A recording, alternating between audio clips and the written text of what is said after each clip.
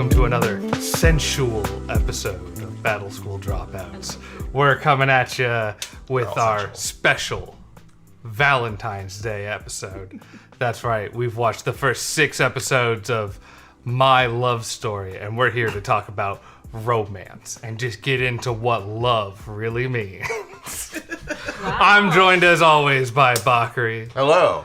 And joining us today, we've got Felicia. Hello. And Bernadette. Hey. And yeah, this is a podcast about anime. We watched a romantic show. Mm-hmm. But yeah, before we get into all that anime stuff, Felicia, Bernadette, how are you two doing? I'm well. Yeah. You're like, we're well. We're well. I'm well. speaking for both of us. I'm doing good. You're doing good. That's good. You know, I kind of wanted to save this big question for later, but I figure no time like the present. Bakari and I talk about this all the time on the podcast. And I guess to clarify for anybody who doesn't know, Felicia, you're dating Bakari. Oh, yeah. You're still dating me, right? Yeah. Hell yeah. It's a wild ride. I did it. So let me ask you guys a really big question, just kind of relating to relationships and things like that. What is your two's relationship with Sonic the Hedgehog? Oh. How do you guys feel about him? I'll go first. Okay. Yeah. Well, we started off kind of rocky. No.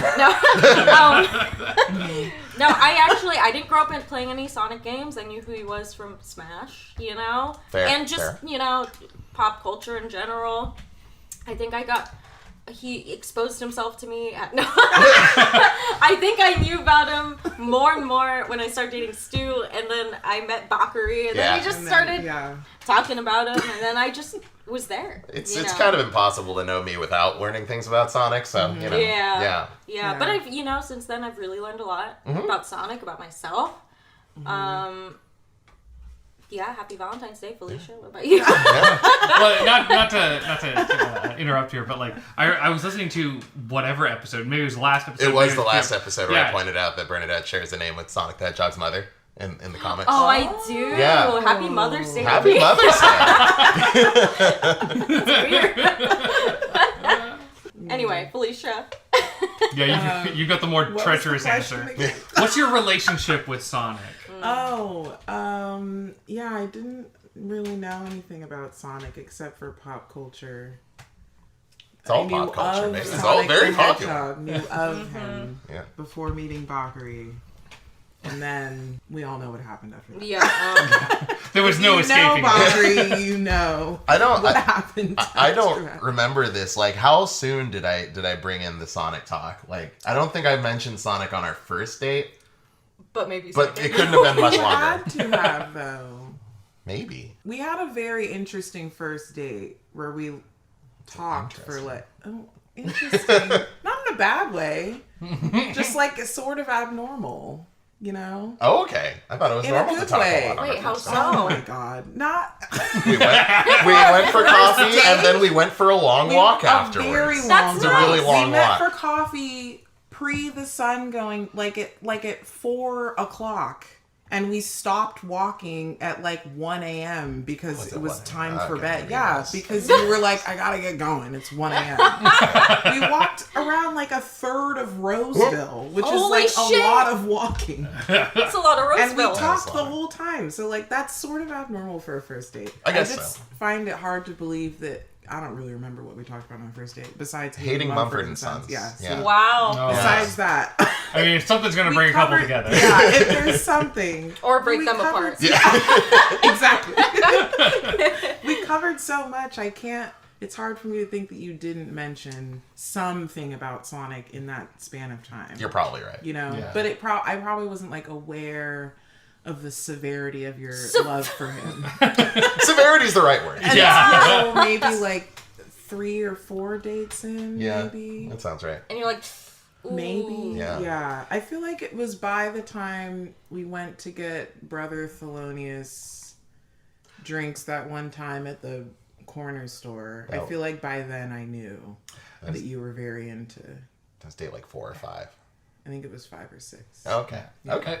Imagine like coming back from like that like 8-hour walk or whatever, and your roommate's like, "How'd your date go? You guys were out there for a long time." He talked about Sonic for 8 hours. The whole time. The whole time. The whole time. Yeah. His first question was, "What are your thoughts on Sonic the Hedgehog?"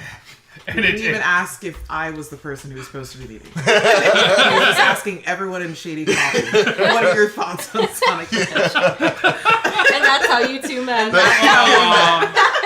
Well, I can't not keep dating you. The rest is history. Yeah. Exactly. Okay, I was I was curious if there was like an initial like, "You like Sonic? I love Sonic." Oh. Yeah. So cute. Yeah. So how have you guys been? Pretty good. It's just same old stuff. How have you guys been? Yeah. How are you doing? Fuck Yeah. looking for jobs. Yeah. I know I say this Yeah, every that other sucks. podcast. Yeah. Yeah. I It's mean, awful. yeah, generally good, but then job-wise, like I just quit my job because I hated it. But so that feels good. Congratulations. Thank you. That deserves an applause, in my opinion. That's a big What's deal. that? That That's a big is. deal. That is. But I'm nervous, but I'm also kind of like, ooh, I get to wake up later than 8 a.m. Hey. It's kind of nice. So I'm enjoying it while it lasts until the guilt of not getting a job yet sets in. But right now, Stew and I are like on a job hunt. Yeah. Like, yeah. Yeah, fuck that shit. Yeah. It's really hard. It's awful. Earlier this week, I had a job interview on like Wednesday or something. Congrats. And I was like all excited about it. It was like out of nowhere. I was like, "Oh, this is going to go great. I know one of the guys and everything. It'll be cool." So Monday happens and I'm like nervous as hell. Tuesday happens. I can like barely sleep. I'm like so nervous. Barely get through I got through the interview. I felt like it was okay and everything. And then like today I wake up and like I get the phone call like, "Yeah, we're not going to go forward with you," and all this. I'm like, Bastards. How could they do this? Right? Well, Yeah. they don't And- deserve you. Yeah. It's true. Yeah. Well, and it's such a weird thing. I know this is like the cliche joke that's everywhere, but it's like basically that I don't have enough experience in a certain area. I'm like, well, how do I get experience if I don't have the Yes, job? Exactly. Truly and honestly. What does entry level really mean? Yeah. Yeah. Honestly. I'd like to enter. Yeah. I'm not at the entry level. That's pre-entry level. It seems like actual entry level is like when they take a job that like you're supposed to be paid like a decent amount for, and then like make it out to be like a really, really shitty job, and then like pay you minimum wage for it. Yeah. That's how I got into my thing. They told me they were like, "It's actually a data entry specialist, and it pays $12 an hour." And yeah. But then eventually I was like, "Hey, I know I can go anywhere with this." No, that rules. Yeah. So you just have to get scammed, pretty much. Yeah. That's how it works. You gotta get the right scam. Exactly. Yeah, that's the tough part. Well, Yeah. that's what college did. Yeah. We got the ultimate scam. Didn't we? No, I think that's the part that frustrates me the most right now. I'm thinking about I went just back to school, right? I spent like 5 years in school and like really bought into by the end of it, like, you know, I could be making like 40, 50 grand a year, which is more than I've ever made by like a mile. So like, wow, like that would be neato. And it's been like 6 months. I'm like, I can't make shit. What is going on? That's crazy. Yeah. Yeah. It sucks out there. Sucks terrible. out there. Yeah, and then they tell me that there's a labor shortage. Like, Yeah. fuck off. I'm trying. I know. I'm so tired of hearing that. Yeah. We were talking to my cousin and his wife recently, talking about how there's like a labor shortage, but a lot of places are like purposefully manufacturing a shortage because they still want the government funds from COVID. So they're like, shit. we need help. But then they're like, not hiring anybody who applies. Yeah. I'm like, that explains so much because I'm tired of people saying there's a labor shortage. I'm showing up desperate and they're like, I can't even get a fucking call back from like from some place that I'm like overqualified for. It's like, are you kidding me? Yeah. Labor shortage my ass. It's crazy. It's like the opposite of like, you know, the sort of stereotype of like people getting, say, unemployment insurance. And it's like, oh, well, I have to just like throw out a job application once a week or something like that. It's just jobs going like, oh, we have the now hiring sign right there. We just can't find anybody. Bare minimum effort. Yeah, Yeah. exactly. Yeah. And then collecting government That's checks. literally what it is. That makes sense. Yeah. It does. I had a toxic coworker that told me, "Oh, no one wants to work. Oh, like no one's wanting to get jobs. Like they just want to sit at home and get money from the government. And I'm like, well, yeah, everyone does. But also hearing... Really normal. Yeah, exactly. But now hearing this, like, employer side of the story, I'm like, wait a minute. Yeah. Okay. Yeah. No, That's there's levels to it. suspicious. Yeah. There Well, are, yeah. And that's the funny thing is like I think you mentioned that coworker said like, yeah, the government's just paying people too much to stay home, and it's like they haven't done stimulus in like a year. Yeah. Like, what are you talking Yeah. about? Like, Too much. Yeah. yeah, Yeah. like unemployment is just unemployment right now. Yeah, there's no like bonuses to it anymore. It's just the same as it always was. We haven't gotten 2 months worth of rent for most places from the government. Yeah. In Right. total. Like, Yeah. you know what I'm saying? Yeah. Exactly. As far as like stimulus, if you weren't qualified for unemployment, they didn't even give Americans 2 months of like median average rent. Yeah. Exactly. You Yeah. know what I mean? Like total. So that doesn't make sense. Yeah, because what? Like one was like 1,400, and the other one was like 600. I think it was 12. The one that's coming It was up 12? is supposed to be 14. There's I one thought that's coming the up? first one was 12. Yeah, I've been hearing 14. Please, I need anything. I I know, know. seriously. A couple things. You're right. Yeah. 'Cause I there don't was know a- who's qualified though. There's a California one that was for 600 recently. Yeah, you got that. I got that one. Yeah. There was like 2 600. The first one was Was the first one 3,000? I don't remember it was anything. 12. What'd you get? No, it's 12. I think you're right. It is 1,200. Yeah. Yeah, And then we 1,200 got sounds 2 right. 600s, which is like The next one was supposed to be 2,000, but then they were like, they gave out 1,400, and then they were like, no, it's the other way around. They gave out 600. I don't remember anything anymore. six. The last- All I know The is last Joe 2 Biden years have said been so if we long. vote for him, he was going to give us $2,000 checks, and I ain't got shit from that. Yeah. Yeah. Yeah. absolutely. He said they would go out that day. Yeah. He also said, if we vote for him, or if we don't vote for him, we're not black. And like, I mean, I don't know. I don't like this deal. I don't like him holding that hostage. I don't think he gets to have that. That's how it works, though. doesn't If anybody's going to judge who's black, it's the federal government. I So. should have not voted and then applied for white status privilege. Hey, there and you been go. like, Joe Biden said that I could give up my black misfortunes if I didn't vote for him. Where's my white privilege? I gave it up. You put Caucasian on, like, when they do, Yeah, I to start ensure fulfilling equal, my census things out incorrectly. And they're like, hey, you said you were white. And it's like, well, I start didn't vote for Joe, demanding- so. Yeah. I voted off. I'm getting pulled over and I'm like, do you know who you just pulled over? I'm a white woman in America. And he's like, oh, sorry, ma'am. I'm so sorry. I didn't vote for Joe Biden. Oh, excuse me. Apologies. Honestly, if you went to like a federal agency, yelled at them about that, and walked out with them being like, sure, you're like, that's the first instance. Yeah. That's it. Yeah. So I don't know if you guys have been, to totally change subjects here, I don't know if you guys have been watching any good like movies or anything lately, but Bernadette and I have been hooked on disaster music festivals. Oh, Yeah. Documentaries. reading up on some Fire Fest. Fire Oh, yeah. Fest. Yeah. We watched both back to back. We both haven't seen documentaries. the other one, the Netflix one. Yeah. I don't think Yeah. we watched. There was The Hulu. Hulu. Yeah, Hulu. Yeah. Yeah. Because I started out watching the Netflix one, and then Stu actually watched And the I Hulu. started the Hulu. Happy Valentine's Day. God. Yeah, but no, but we watched them back to back, and it's really funny. It's not funny, like it's like a spectacle to see Yeah. a disaster festival and be like, oh, how could they do that? And then like Stu and I are like, not the people who would ever attend these festivals or anything, but it's just so fun to watch. Oh my god, like I can't look away. And we just watched Woodstock 1999. Oh. That one's on Hulu. Wait, there was a Woodstock It's on HBO. 1999. It Oh, was a HBO. disaster, right? Yeah. Wasn't it? Yeah. In 99? Yeah, I thought yeah, the- 99. They Wow. redid it. It is. They attempted. Really? Yeah. Didn't I never really heard go about It well. is Yeah. fascinating because I didn't know anything about it going into it, and it like it goes from like, oh yeah, like we'll have some music to like, oh, this is a whole new metal festival, which is already a nightmare, and Yeah. then it just turns into like a white dude apocalypse. Oh, It no. is insane. Just turns into Yeah. the gathering of the Juggalos out of nowhere. Basically. No, worse. Oh, no. So much worse. No, like white dudes just kept destroying shit. Yeah. It was It's fascinating. I want to watch That's this. you just said world Yeah. history in one sentence. I actually, wait, oh, their ancestors, they just felt something, and they're like, I have to destroy things. Yeah. No, because, well, it's fascinating because they talked about, Woodstock was at 1969. 1969. Yeah. And it was like how people look at it in rose-colored glasses, like this. It was like such a perfect music festival.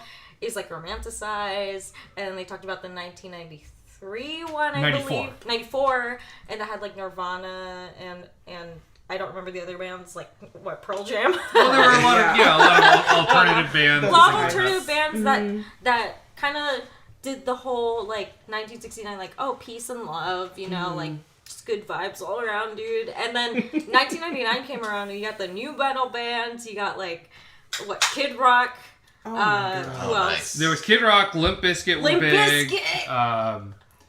I mean, there's like a whole like disaster that forms around Limp Bizkit. Classic. Yeah. Wild. Classic. Yeah. And, like, there were some good bands, but it was just white men, like, audience-wise and band-wise, and it just, like, Yeah. it was just wild. It was destruction. There was literal shit everywhere. Oh my God. That's also happened at the Gathering of the Juggalos. Do you guys know who Tila Tequila is? Yeah. Yeah, I know MySpace. She, Tequila exactly, Love, or yeah. Shot at Love. Shot at Love with Tequila. Tequila. Yeah. A classic show. She performed at the Gathering of Juggalos one year. She was like an opener, and they threw shit at her. They shit in their hands and they threw it at her. What? I didn't like her that much. That's so crazy to me to imagine, because, like, who is like, I've been prairie dogging for 3 hours. And if anyone makes me upset right now, I've got something ready to go. Like, I can't even poop on command when I go to the bathroom. Yeah, I know. To poop. Like, sometimes I'll be sitting there and I'll just be on my phone, like, wait, something's gotta happen. I'm sitting on the toilet. Like any How normal. do you just stand in a concert and you're like, I've got one right, I'm ready to go. I'm I ready. was saving it in my adult diaper the entire time. Like, We kind of to touch back on what we were talking about a little bit earlier. You don't really know white privilege until you've had that feeling. I shouldn't have voted for Joe Biden. You shouldn't have voted for Joe Biden. Yeah, We fucked up so bad. Well, maybe it's a minority woman thing. Yeah, Maybe minority women can't poop on command. We can't do it. Yeah. We just don't have it. No, we do. We don't have it. We were taught to, like, oops, like, we can't. You were taught to poop in toilets. More likely to have lupus, less likely to be able to shit in your hand on command. Damn. Yeah. Minority women. We're always losing. We're always losing. But I mean, at any normal music festival, the bathroom situation is usually like 4 porta potties, right? That's like, not- imagine the Gathering of the Juggalos. No, like, imagine how desperate that's that not, situation though. is When gonna I be. was at Hardly I've only been to one Warped Strictly- Tour. Like, that's it. Hardly Strictly is a free bluegrass festival in San Francisco, okay? That sounds and fancy. they had, like, aisles of porta potties. Oh. Aisles. And granted, I went into a couple of them. The poop was almost at the level of the toilet seat. Nice. But they still had aisles. You know what I mean? Right. I just don't see any Well, excuse for that. That's the thing with like Woodstock '99 is so they didn't have enough like porta potties, or that may or may not be true. I don't know, but there were 500,000 people there. So like, how do you even prepare for something? 500,000, like 500,000 people. 500,000 people, Yeah. something like that. Yeah. There was no limit, but I think, like, also they just didn't care. Like, they just wanted money. They wanted as many people to come as possible. Yeah, and the tickets were expensive. They were like $200 for the weekend. So, but then also, so you have the porta potty situation. How good, enough or not doesn't matter. You have people who were desperate for like water and stuff like that. So they broke one of the water mains, and water started spraying out right next to the porta potties. So you have these people hanging out in like what they think is mud, but it has been spraying at these porta potties that 500,000 people have been using. Yeah. So there's people just like diving into it, throwing like it raw around. sewage? They're like, "Oh, it's mud." No, like not raw sewage, just like sewage that came from the porta potty. Like, raw sewage. Oh yeah, no, that's you're raw. right. That's about as raw as it gets. I Yeah. think. Okay, so this is my second question, and I'm ready to be told you just don't have enough white privilege. How do you Ready. not Lots of wood. smell? You just That's don't what have I enough said. That's the problem. That's what I said. Like, I was like, when I was watching it, and even when we thought it was just mud, they didn't reveal it was shit yet. Yeah. Like, there was a guy that, like, stuck the mud in his mouth, like, and just acting crazy. Oh my God, And I was just like, okay, it's middle summer. It's hot. 500,000 people, Yes. porta potties right there. And you're like, the whole time I was thinking, this stinks. Like, literally stinks. Yeah. And but I didn't want to say it out loud because I was like, oh no, that's a gross thought. But no, that was the plot line. That's what happened. Well, but that's the thing though. Like your nose only notices like different, like changes in smell. It doesn't notice like constant smell, right? So if everything stinks If everything all the smells time, like shit, how do you know that you have poop in your hand? yeah, your nose just gets used to it. That makes sense. Yeah. Can you imagine getting nose blind to poop? Oh God. No. That's a bad time. Yeah, no, Just I don't sounds want like a bad that. time. Gross. Yeah. And to make things worse, it was hot, so they had they had a water shortage, like water bottles, or it was overpriced, I think. The water bottles were definitely overpriced. And the beer was the same price, so people bought the beer more. People were dehydrated, Classic. passing out, and then also they had water troughs so that people can like drink water or refill their bottles or something. But people went into the troughs to like rinse off because they're hot. Yeah. You get the So poop no one off. and get the poop off. No one could drink it. That's Yeah. horrifying. Yeah. I have to watch this. Yeah, It's it's great. What is this on? really It's I on need to HBO. see It is like one of the most fascinating We gotta watch documentaries. Yeah, we're watching that. We're watching It's fun. Yeah. Yeah. Yeah. This is one of After the the best podcast, recs right? I've Yeah, had in a that's- while. Yeah. I will not say no. Yeah. It is like an absolute like Lord of the Flies like descent into terror. It's like starts out and it's like, okay, this is probably a bad thing, but like it could be okay. And by the end of it, you're like, what the fuck? Have you guys been hearing about this? Well, I mean, we've all heard about it, but the When We Were Young festival. Or Oh, whatever, yeah. Where it's Oh, like yeah. every band we listened to in high school is going to be in Vegas or whatever. Like that's going to turn out really terrible, isn't it? Yeah. I mean, I thought it was gonna be like the emo fire festival. Yeah. And then, and I actually have a friend that like bought a ticket too because she was like, I want to know what it's like. Wow. Like I think she's fully aware of what could go wrong, Yeah. but she wants to like be there. You just need to be at ground zero for it. Yeah. You can see with her own two But eyes. exactly, and I also had a friend who was reading me all the red flags. Like I think it like Ticketmaster runs it, and that they have hosted festivals in the past that have been like scams. So I don't know. And then like some bands haven't even like confirmed that they're gonna be there, but they're listed. Yeah. And I was like, what?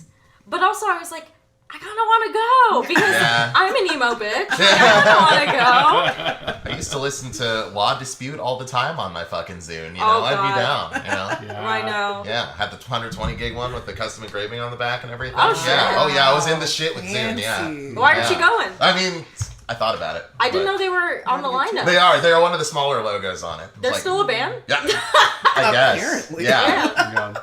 That's I mean, wild. Yeah. You can bring it all back for that stuff. Because, yeah, like, even I've gotten way back into My Chemical Romance in the last, like, couple of years. Solid. And, I saw that. I was like, oh, that could be fun. But I don't know. I'm not much of a show guy. But honestly, hearing that it's terrible makes me more... potentially terrible makes me more... Like, I wouldn't go if it was, like, functional, right? Like, if someone would be like, yeah, the people who do Coachella are organizing this. I'd be like, all right, well, Yeah, have fun, guys. Yeah. Yeah. It turning into an apocalypse. Like, we've watched so many music festival disasters. Let's go be in one. Yeah. You know we could. Well, it's Post expensive. Firefest world. Yeah. People don't want a good, normal festival. They don't want a good time. They want a long they time. want a crazy time.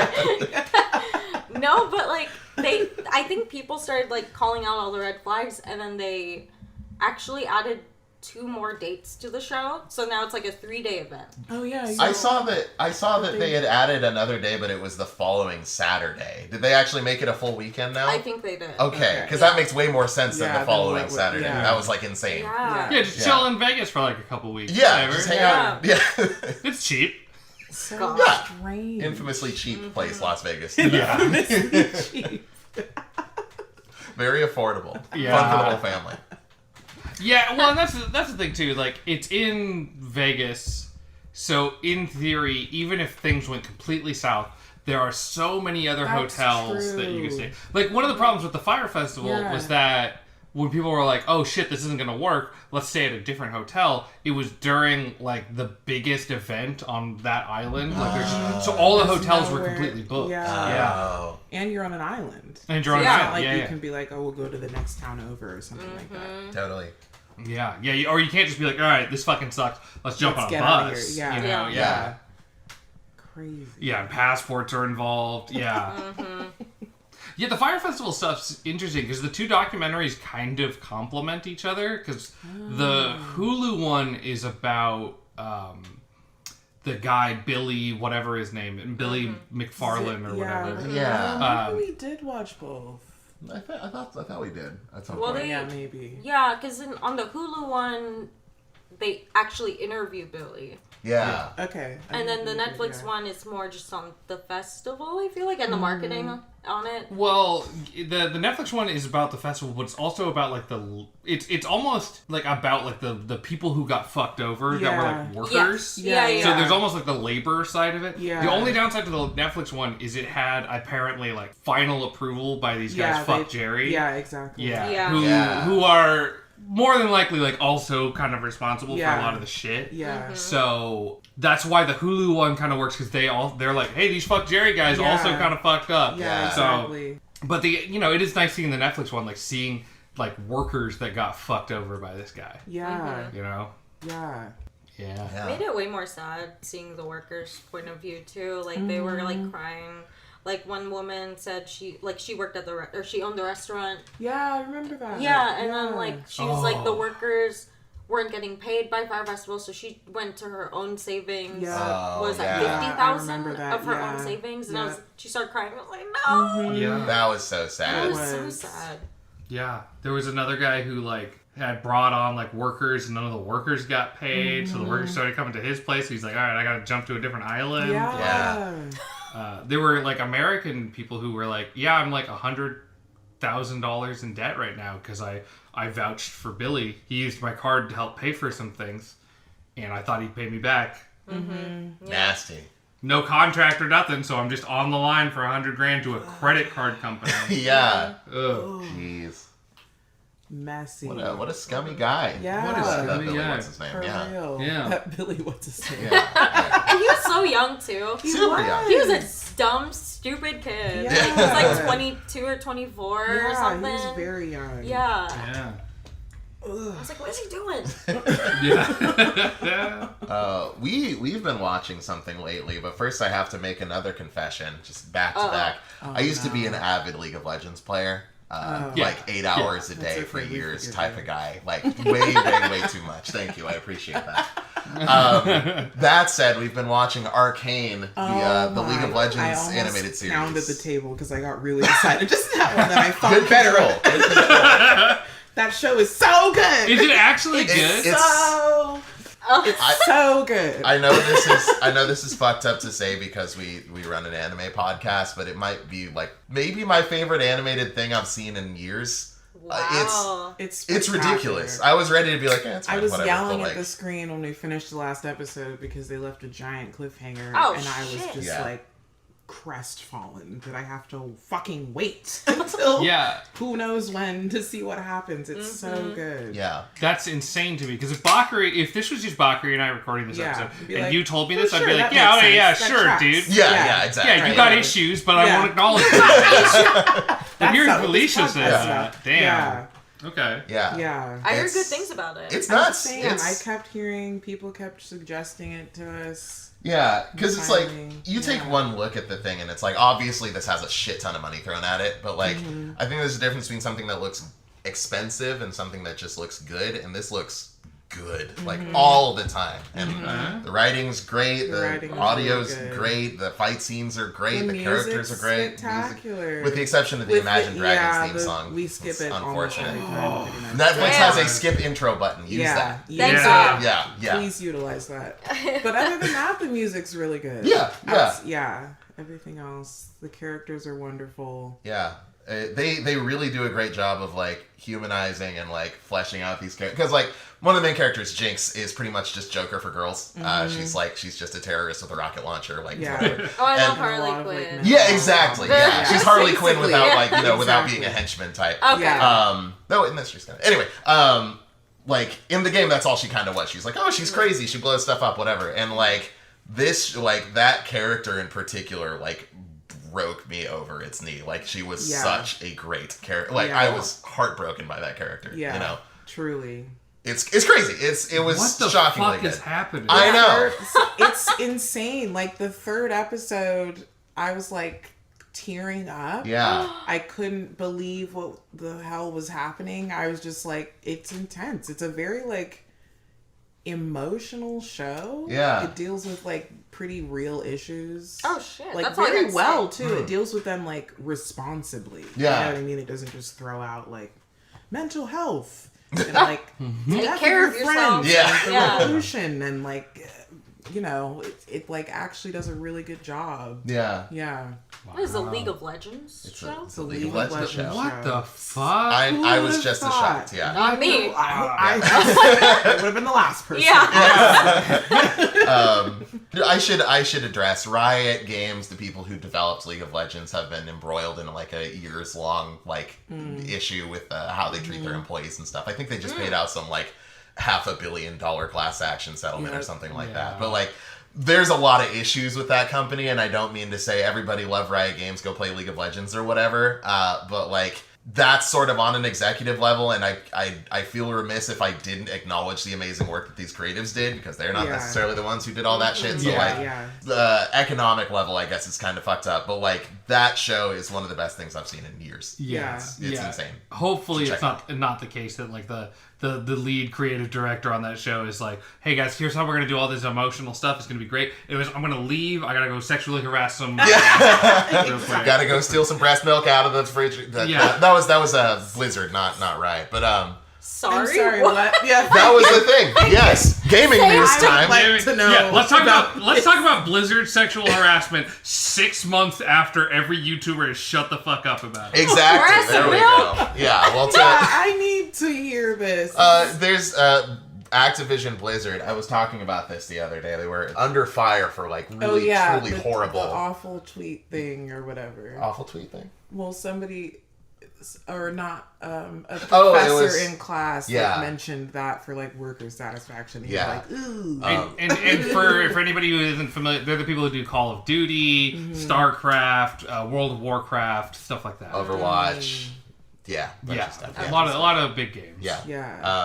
They've had a real culture of like horrible workplace harassment, particularly like sexist and stuff like that. And it came about that some people had even gone as far as to like steal, like, I guess, you know, you have a newborn child, you're like recently back to work, you have to pump milk at certain times, and then you keep it in like a refrigerator or something, you can bring it to your kid when you're home.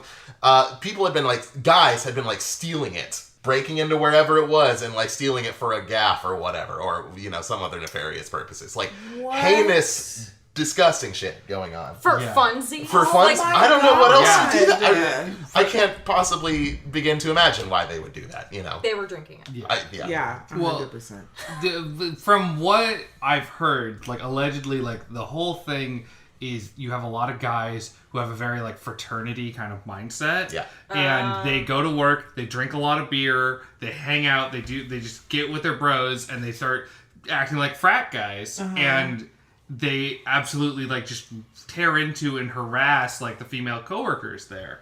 So it's just a fucking terrible, toxic environment. And the thing with like the gaming industry in general is that there's this, especially if you're newer, like you should be thankful that you're there.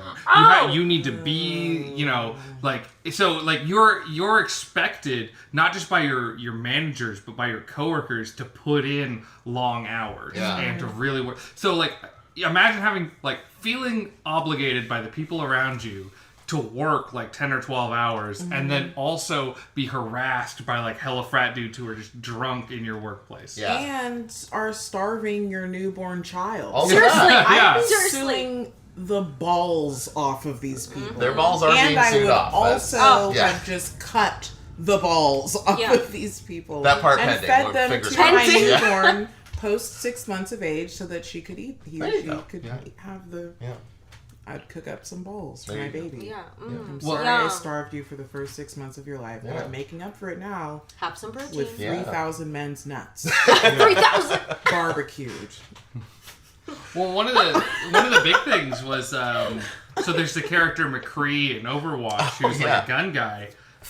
They had to change his name because he was named after one of the developers there, which, okay, maybe not necessarily a bad idea. Well, that guy was one of like 10 dudes who were like in this like big selfie photo with a big photo of Bill Cosby right as he was like indicted for people. Oh my god. Yeah, they had like a dudes only break room called the Cosby Room or something like that. Something like that. Something along those lines. Like truly dark shit. Truly heinous. So they had to change McCree's name to like, what was it, like Cassidy Jones or something? I think Cassidy random Jones cowboy is right. name. Yeah, and they also have a policy now that they will not name any character in a game after a developer. It's Smart. like, holy fuck. Yeah. Your people are that bad that you can never do that again. That's wild. Yeah. Oh my god.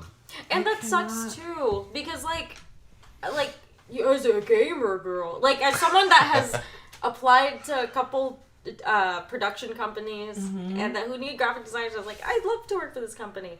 That's so heartbreaking. Yeah. Like to think like there are just dudes that are there that are like hazing or just being stupid and just like there's really not like a chance. It feels like why even try, or like why I don't want to run into that situation, you know? That sucks. And that's the really tragic thing about it. I mean, think of like how many great creatives that the game industry could really use that would now never dare even show up in that space because of all those shitty guys, you know?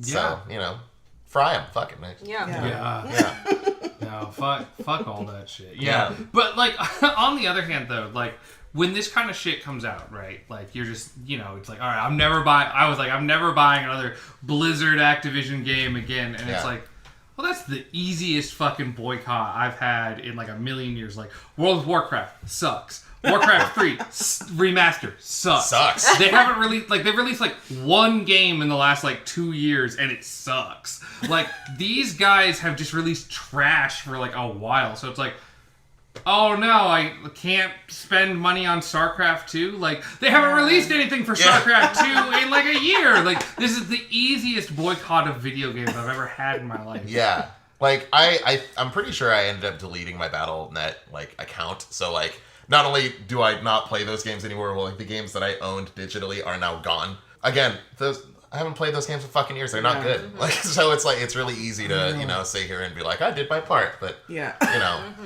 I know. Any other day, you know. Yeah, comparatively, like with EA, like I still kind of feel bad about buying the Mass Effect trilogy. Oh yeah. But like, I didn't buy that because, you know, I'm a good gamer. Right, yeah, you're a good guy. Yeah. But yeah, like every time Blizzard announces something, I'm like, I can't care because you've only released trash. This is so easy. This is the easiest social protest I've ever had in my entire life. Well, we just have to find Bobby Kotick's house and like beat him up, I think. That's how we show that we're good allies. That's the name of the CEO? Who's Bobby Kotick? Somebody important up there. Someone important. Are they not like purging all of their management and upper management? Is that not something they're not doing? really, no. From what I've seen. It's kind of one of those things where it sounds like some guys are going to take the hit on this one, but you know, if you have 100 people who are the bad guys, 10 are really going to be like, oh, you're the bad guy, you're out of the industry forever, and the other 90 will just move into other places, probably. Even the CEOs, if anything bad happens, the way their contracts work, they still get paid out, even if like they go to jail over stuff. God. So that's what I've heard. That's all allegedly. I don't know shit about their contracts. Don't fucking come after me for slander or whatever. That's just what I've heard. Yeah. But yeah, it's fucking heinous shit. Yeah, over fucking video games. I can't. Yeah, I don't. Video games are so cool. Like, why do people have to be shitty around video games? You know? Yeah. Like, that's not me saying like, oh, let's just ignore it and play video games. But like, I don't know. Like, it's such an interesting and cool and like fantastic medium for like new ideas and stuff. And like the fact that like I was saying, like so many creatives are like, you know, pushed out of this space because they don't fit in with that cool club is fucking heartbreaking. Yeah. Well, and you have like stories of like where crunch kind of comes from, right? Is like I don't know all this stuff, but like from what I've heard on the surface, like people working at Bungie and working on Halo, like they put in hours onto that game because they really believed in it, right? Yeah. You know, and I've been there. I've worked on projects where I'm like, I'm going to spend 12 hours a day. I'm going to do this. I want to knock this out, and I think that's really beautiful. And when it becomes an expectation that you need to put in this time because that's what we need and all that jazz, whether you believe in the project or not, that just sucks, man. And that's what I mean, because video games are like bigger than movies at this point. Oh, yeah. Like it's because like there's no way that an industry becomes that big and doesn't become as gross as Hollywood or something like that. That's you know? Yeah. We haven't had the gamer pedophile thing that we've had with films, but maybe it's around the corner. Yeah, it's coming down the pipe. I'm there. sure. But, that I hate that Arcane is tied to this but it is inextricably like something you should know. But yeah, that show's real good. It's made by some people that I feel like there was a lot of heart that went into it. You know, like it wasn't just like some Marvel movie thing. Let's throw a whole bunch of money at it and like make some money off of it. Like it feels like someone somewhere like really took a part of themselves and put it in that game or that show. So yeah, if you can stomach all that, definitely check out Arcane. Yeah, It's very good. Yeah. No, I'm on board. I'll definitely check it out. Yeah. I like good TV. If you can believe it. Yeah. And it's like, I mean, we have proof. Even without a frame of reference of League of Legends, it's still enjoyable. Yeah. Because I was fully prepared for us to watch the first episode, and Felicia go like, yeah, and I'll be like, oh, I'll watch it myself. Yeah. But like, we were both ready for that. Yeah. We were both fully expecting to hate this. Exactly. I was expecting her to hate it. I was expecting me to be like, oh, neat, I like those characters. Yeah. And then, Keep watching it. Yeah. Just solo that. But yeah. Well, before we get into the anime and stuff, I got one final question. What's your guys' Valentine's like ritual? Do you guys do stuff on the 14th, or how do you guys feel about Valentine's Day as a whole? I think we do a lot of our usual, but we like spice it up a little bit. Like we'll make fancy cocktails and then hang out and watch a movie. Which we That's usually nice. It's pretty normal. Yeah, I think before like we would like go out to dinner or something once in a while, or like for it. But like our first Valentine's Day, I made you the Sonic thing. Oh, that's right. Oh, it all comes back to Sonic, doesn't it? It always does. Of course. So romantic. Wait, what? Sorry, what Sonic thing? I embroidered a Sonic the Hedgehog onto a shirt for him. Oh yeah. Oh, cute. Yeah, that's very cute. He made me brownies. Yeah. It was very sweet. Sonic themed. Yeah. Can't escape. You're like, all right, this is just it now. Oh boy. We went somewhere. We went like on a hike or something like that, didn't we? Was that no? I thought we went. I remember handing you the brownies in the car. We were going somewhere. I don't remember where. No. We were at Uncle Junction. Oh really? Yeah, because you had just started at Infinity that day. Oh, that's right. Got to bleep that part out. Let's talk about where I used to work. But that's right. At that time we were living together at Uncle Junction at the time, and what was it? I got let go from another place, and I was scrambling to get a job. I had an interview on the 13th, and they were like, "When can you start?" And I was kind of like joking, like, "I could start tomorrow." And they were like, "Sure, great." And I was like, "Oh shit, oh god damn it." Yeah. So I had to start my first day of work at that place. Yeah. Wow. Yeah. Yeah, I didn't realize what day it was. We don't really do much for Valentine's Day. Yeah. It's mostly just like a precursor to my birthday and a excuse to buy really cheap candy the next day. We use it mostly for like I use it for getting conversation hearts for half off on 15th. You like conversation hearts? I love them. I feel like I'm going crazy. I've always known those as sweethearts, but people call them conversation hearts. I know. I've always known them as sweethearts. Oh, okay. Yeah. I've always They said are candy called heart. Candy hearts. Yeah. I feel like everyone's got a different name for it. Well, I think the knockoff ones are called conversation hearts and the real ones are called sweethearts. Okay. But I always say conversation hearts because some people get confused between sweethearts and sweet tarts, which are different. Yeah. Which I like both of them, but That makes sense. That makes sense. What do you guys do for Valentine's Day? yeah. What are your traditions?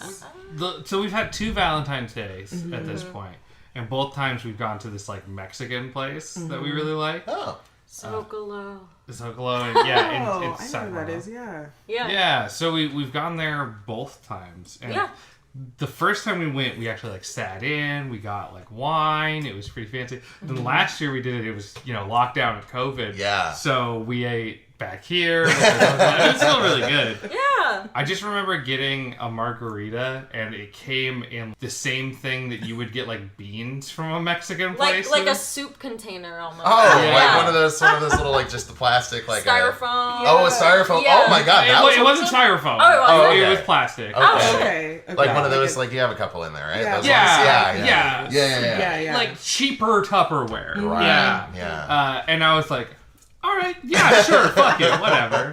You gotta make the most of Yeah, COVID, right? exactly. Yeah. So that was good. Yeah, I think we watched Love Island one year. Nice. Oh, Yeah, good.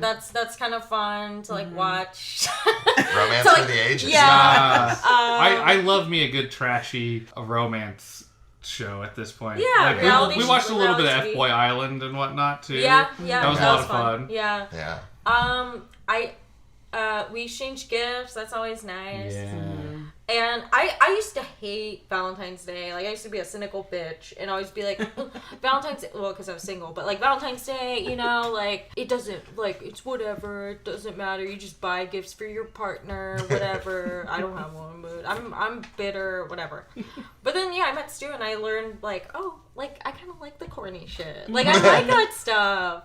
And it's cute, like, going through the stores and be like, ooh, that's a heart shape. Stew? Like, my brain is like, what? Like, I'm in love. Like, you know, like that stuff. So it's really cute. And then one time, not on Valentine's Day, but Stew told me that when I'm like about 3 beers in, I get nostalgic about our relationship. Same thing. Yeah. I don't know. It's cute. I like that. I like that cute shit now. Which is like maybe a perfect segue into the anime that we're about to talk about. I suppose so. Yeah. Talking about cute shit. Yeah. Yeah. Speaking of. Mm-hmm. Now we gotta do that real quick. So we watched the first 6 episodes of an anime called My Love Story. Quite so. I think it has exclamation marks. Oh, it does? Yeah. Yeah. Yeah. And it's a real cute one. Bakari, you want to give us like the lowdown as the My Love Story expert? Yeah, so My Love Story is about a very, very large, very intense 35-year-old middle schooler named Goda Takeo, who is best friends with this other guy whose nickname is Suna. I don't remember the rest of his name, but Suna is like a really classic, handsome guy. And all the girls always love Suna, and including any girl that Takeo might like. And that's just how it's always been since they were kids. One day, the two of them encounter this girl named Rinko Yamato, who is being assaulted by a man on a train. Takeo steps in, and that's how they meet. And now Takeo thinks that that Yamato likes Suna, but in actuality, she likes him, and they're doing this like, will they, won't they? Like, they don't realize that the other one likes them. It gets real cute. Very cute. Yeah. Yeah, it's a real cute show. Felicia, Bernadette, whoever wants to jump in first. General thoughts? What did you guys think of this show? It was adorable. Like, I don't think I've watched an anime that was this cute before. Well, no, I've watched some pretty cute anime, but this one was really romantic and, like, you know, it goes into sort of like that adolescent relationship kind of thing of like, oh, I want to hold her hand. Like, oh, I really like her. She likes this guy, you know. Other than the fact that the main character, remind me his name again. Takeo. Takeo. Is Takeo. Yeah. Takeo is this gorilla man. Yeah. And that's not a junior high school thing, but it's still really cute. They introduce like these really generic romantic tropes that I'm usually a sucker for. Like, I watched it, I went to it, I was like, okay, it'll be cute, but I was like, oh, it's gonna be one of these, and I was like, aww. And also, but I don't know, like, it's so odd and cute, but he looks like a man, but it's still kind of cute. Those are my thoughts. Yeah, I agree. I think it was very adorable. I wasn't expecting to like it that much. But it was super cute. I know. And also just Takeo is so ridiculous. I was laughing like pretty much the entire time. Every single thing he does is like very hilarious. He's like way over the top. Super cute. Yeah. just cute. That's all I have to say. Cute and good. Yeah, because he kind of defies what you're supposed to expect about him, because he's like this 10-foot tall, like giant human being, and he is instead like very emotional, you know, a bit dense, but he really cares about Yamato. So and his friendship with Suna. Yeah. Like they have a very good friendship, a very adorable one. Yeah. And I'm a sucker for, like, those tropes. Like, I like the whole, you know, romantic, also, like, oh, he likes my friend. Like, you know, miscommunication type thing. Well, these days I don't really, because I'm all about communication, like, straightforwardness. So it was really frustrating to start this. But I like, you know, it was kind of fun to go back into that because, like, we talked about before. I love shit like Degrassi, so you know, I want that. Like, I like that. I love watching that. It's a very sweet and fluffy kind of like teenage angst drama kind of stuff around romance. Easy to digest. It's not too dramatic. It's not well. It's very dramatic. It's not too like you know. It's easy to watch. They solve their like dramatic problems pretty quickly, too, exactly, which I really appreciated. Speaking of the like miscommunication thing, I get very anxious when I'm watching something and there's like some sort of miscommunication and it goes on for like a really long time and things get worse and worse. Like I don't really have the stomach for that. So that was kind of nice that like they resolve things pretty quickly in the show. Yeah. Which is wild because, you know, we watched the first 6 episodes and they get together so quick. And I thought it would be like a long like, oh, when will they get together? But no, they get together right away. So I am curious to see what they deal with in the next however many episodes. I don't know. Like, it's so cute. I can't imagine they go through that many relationship problems, but who knows? Yeah. Well, I think like the first 3 episodes are really about like them getting together, and then the next 3 are about like kind of their first relationship hurdles, and they hit on some pretty heavy stuff. I mean, we'll kind of go, you know, through the different episodes and whatnot, but like it got a little bit heavier than I thought it would be for this show at this point. Even though it's like very ridiculous for the most part, like I think a big like running theme in it is like them kind of like encountering these like, you know, like you said, relationship hurdles. Like they run into these communication issues and all that stuff, but like it's a big part of it, I think, is about them learning those lessons that are necessary in order to have like a happy and successful relationship. And that was also like a big part of why I suggested it, was like because unlike many other romance anime, this one gets into like the first 3 episodes are the, you know, courtship, and then they actually start dating, and that's, or like the will they won't they, and then they actually start dating, and we actually get to see a series about a relationship rather than the whole time them being like, will he notice me, and then episode 12 they kiss, and then it's like, all right, well, it's over. Spoiler. No, I'm not talking about this one. That's just like every other romance anime. Getting the person to like you is the goal a lot of the time. But like the relationship is where the hard stuff really kind of is, I feel like. Totally. Yeah, absolutely. Yeah, that's a very good way to put it, for sure. Yeah. And I mean, spoiler alert, the rest of the series is about them, you know, running into other challenges with their relationships. But like, you know, it stays like, you know, on that very cute, fun level for the most part. Yeah. I'm sad. Episode 7 is one of my favorite. If it's the one I remember, it's the one where Takeo gets back into judo for a bit, and that's a really fun one. Yeah. Well, let's kind of go through the first couple episodes where before they kind of start dating and all that. I really liked how the whole setup kind of happens with where you see Suna, like all of these girls are like, oh, will you date me? Will you date me? And he keeps turning him down. And kind of like starting to understand their relationship. They try to tell it through the red ogre, blue ogre story that comes up in a lot of anime, where the red ogre wants to be friends with humans, he wants to be all this stuff, and the blue ogre kind of helps him out, but by helping him out, can't be friends with the red ogre anymore. And that's not entirely, but sort of like the dynamic that Takeo and Suna have.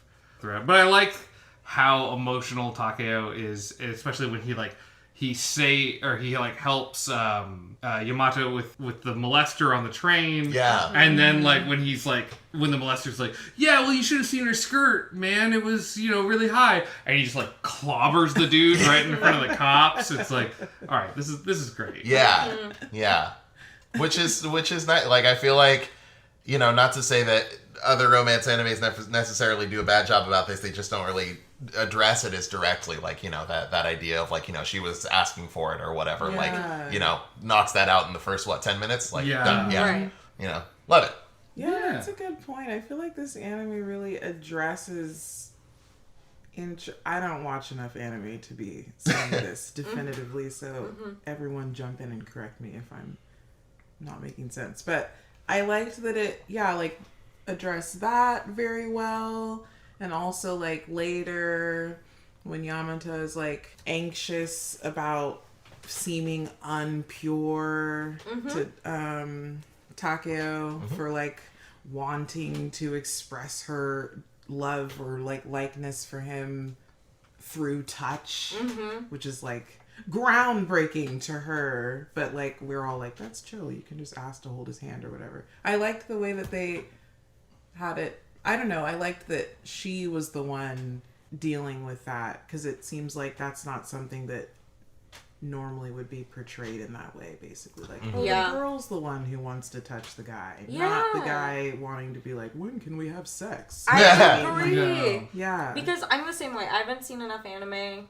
and from what I have seen, like, I'm just glad that nothing was overly sexualized or anything. It was a really cute show, and like when they first met, and Yamato and Takeo, on the train, like she's kind of like almost like a damsel in distress throughout these first few episodes, and at first I was like, I don't know if I like that. She's a really timid girl, it seems like, but like I don't know, it's really sweet. It's like sometimes I have to remember, they are young. So, like, there is a little bit of innocence in it. Totally. And also to see, like the Takeo being, like, this, he's not, like, sexually attracted. He likes her pureness and sweetness. And I'm not being, like, ooh, she's, like, ooh, yeah, I love wholesomeness, like, in a show. But, like, it's kind of refreshing. It's cute. Exactly. I like it. Yeah. Well, and that's what's fun with those first few episodes is like he is so used to women liking Suna that he assumes that Yamato likes Suna as well, and is just like, okay, I'm gonna go to bat for Suna. There's no, even though I think she's really cool, there's no way she likes me, so I'm just gonna not be involved. I'm gonna go to bat for my friend. And so it's a really good like moment of friendship, but also it's setting up that Takeo is dense. He doesn't get what's going on. Yeah. And it does make for a very cute thing when they finally get together and whatnot and get through that by like episode 3, I think. It was 3, yeah. So, Yeah. So, yeah. I think the first 3 episodes really do a good job of like setting up all the characters. Like they all have like very distinct personalities, which I thought was really fun. Like Takeo and Suna are not like your like real like bro guys in terms of like oh dude, yeah, we gotta date all these women, like what you'd see in like what not another teen movie is parodying, where you have like these guys who are like, we have to get laid before our freshman like, year not ends. super bad. Yeah, like Chris Evans has a banana in his butthole. Yeah.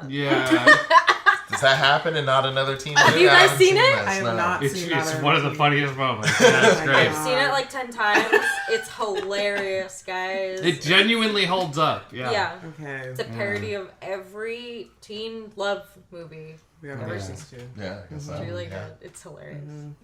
Fuck, I can't stop thinking about the banana now. But I can never stop thinking about that banana. I like the things they set up in these first 3 episodes, because it's not just Takeo like getting to know Yamato, but like showing how his relationship with Suna like works and whatnot, and how that's also an important part of like who you are. Like it's not just about being in a relationship and then only doing relationship stuff. Like you gotta be friends with your friends, you know? Yeah. I also like that Suna is adored by all the gals, but Takeo is adored by all the guys. He's a real man's man. Yeah. I love real that. man's man child. They he's so defend 15. him too. Yeah. It's interesting that like Suna defends him sort of like covertly, like we don't realize until he admits to it in what is that, episode 4 or 3? I think it's 3 because it was right before they get together or whatever. So we don't find out why he's been saying no to these gals all this time. We sort of assume what Takeo assumes, which is that, oh, I'm just not into that girl or whatever. Yeah. And he's like been sort of like defending his friend behind the scenes. But then in a later episode, when their classmates find out that Takeo has a girlfriend and that she's pretty, and all the gals are like snickering and making fun of him, and you can hear in the background the guys being like, what are you talking, don't say that about him, like he's so cool. And it's just this really cute thing that like, I don't know, that was the cuteness is at like every single level of the show, like friendship cuteness, classmate cuteness, relationship cuteness. It's chock full of just like very adorable, like good-natured, sweet people. Yeah. You know? Well, and that's what's really that's what's fun with Suna is that he's like the girls who ask him out, he turns them down because they've said mean things about Takeo. About his friend, yeah. So he's like, well, I don't why want would to I want to date somebody like that? Yeah, exactly. Yeah. That being said, like the girls were bitchy. Yeah. Like some of them. Yeah. Those two, the ones in the fire. Yeah, the ones in the fire. And the guys' classmates, I would say. Oh, like, yeah. All the gals at their school are kind of, you know. Yeah, but the main girl, I always forget her name. Yamato. Yeah. She's really sweet. She loves to bake. I love that. Cool. I wish I could be the same. But, you know, she needs to stand her ground a little bit. It would be really cool. Like, I've never seen the whole anime, but it'd be so cool to see her, like, be a little bit mean. Like, to be like, I'm defending my boyfriend in front of people rather than passively behind. Like, episode 8 or 9, I think. There is an episode about that. Right. Well, good. My bad. Spoilers again. But good, because like I wanted to see her grow as like she has always been really timid, really shy, really like I don't want to be alone with him. Oh my god. Or like when I have impure thoughts. Oh my god. I'm so sorry. She apologizes every Constantly. episode. Yeah. Like, and I'm like, bitch, like, come on. You're allowed to feel. Like, and I want her to see, like, really not apologize for her feelings. I want her to bake shit and be like, I just felt like it. Like, I want her to be like a bad baking bitch, you know? But, yeah, and, like, you know, she's, like, coming to terms with, like, her sexuality, you know? And I love that. And I want to see more of that. Yeah. Even when her friends are being actual bitches and are like talking shit about her boyfriend, her response is, I just didn't communicate well enough to them that he's cool, so I'm just gonna try again. She's not like, you bitches, you know what I mean? She's not like, hey, he's really cool, like, fuck you guys, like, this is my boyfriend, you're supposed to be happy for me, and like, he treats me well or whatever. Her response is like, very like, her timid. fault. It's on me. I have to like internalize this and make it about like, oh, I just have to do better next time. Well, and in that episode, I think that's episode 4, she like runs away crying too. You know, she's really hurt by all that. Yeah. She cries so much, and I'm like, she does cry a lot. And not in like a bad way, like you need to stop crying, but just like I'd love to see her grow from here. Like it would be so cool to see her like be brave and be like stand up to those friends in quotation marks for audio listeners, you know, like to just not blame herself and stop apologizing and just feel how she feels, you know. Well, and I could definitely imagine, like, as the show goes on, kind of like what you said too, Bakari, like that they take on the qualities of the other person, right? Because that's kind of what happens in relationships a lot of times. Is that like, you know, you kind of like become similar people in a lot of ways. Yeah, that's true. Much the same way that Felicia will not shut the fuck up about Sonic. So. Felicia. Yeah. It's gonna happen. It is happening. It's happening. She'll have a favorite Sonic game one of these days. I'll tell you what. She hasn't played one yet, but it's a matter of time. Yeah. It's coming down. Yeah. It's gonna happen. So let's kind of talk about like the second and third episode. How did you guys feel about like Takeo not understanding that Yamato was into him, and then also like the part where he attempts to hide under the bed, which was a wonderful scene in the show thus far. I think so. I think that's like one of my favorite tropes in like really any media where like, you know, the solution to the challenge in front of you is to like stop doubting yourself so much. I think that's kind of the core of like, you know, Takeo and Suna's relationship is like, you know, even though Suna's done nothing but be like a great friend to Takeo, like the fact that he's seen as so much more like personable and charismatic and handsome than Takeo is like, it's only natural that people are going to gravitate towards Suna. And so that kind of creates this inferiority complex in Takeo that when somebody actually does like Takeo, he's like, oh, well, she doesn't fucking like me. She likes Suna like everybody else, you know? And that was really sweet. Like, I think that was really cool. And like, going off what you said, like, I know I'm the complete physical opposite of Takeo. Thank you. Like you guys knew what I was talking about.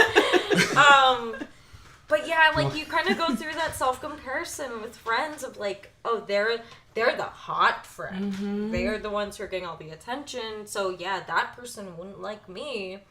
So, you know, they go through that whole hiding under the bed. Not that I've done that, but I'm just saying, like it's just funny. Yeah. Well, and I like that scene a lot because it's like on the one hand, okay, yeah, you're kind of betraying your friend's trust to be like, how do you feel about Takeo? How do you feel about Takeo? And she's like, I like him.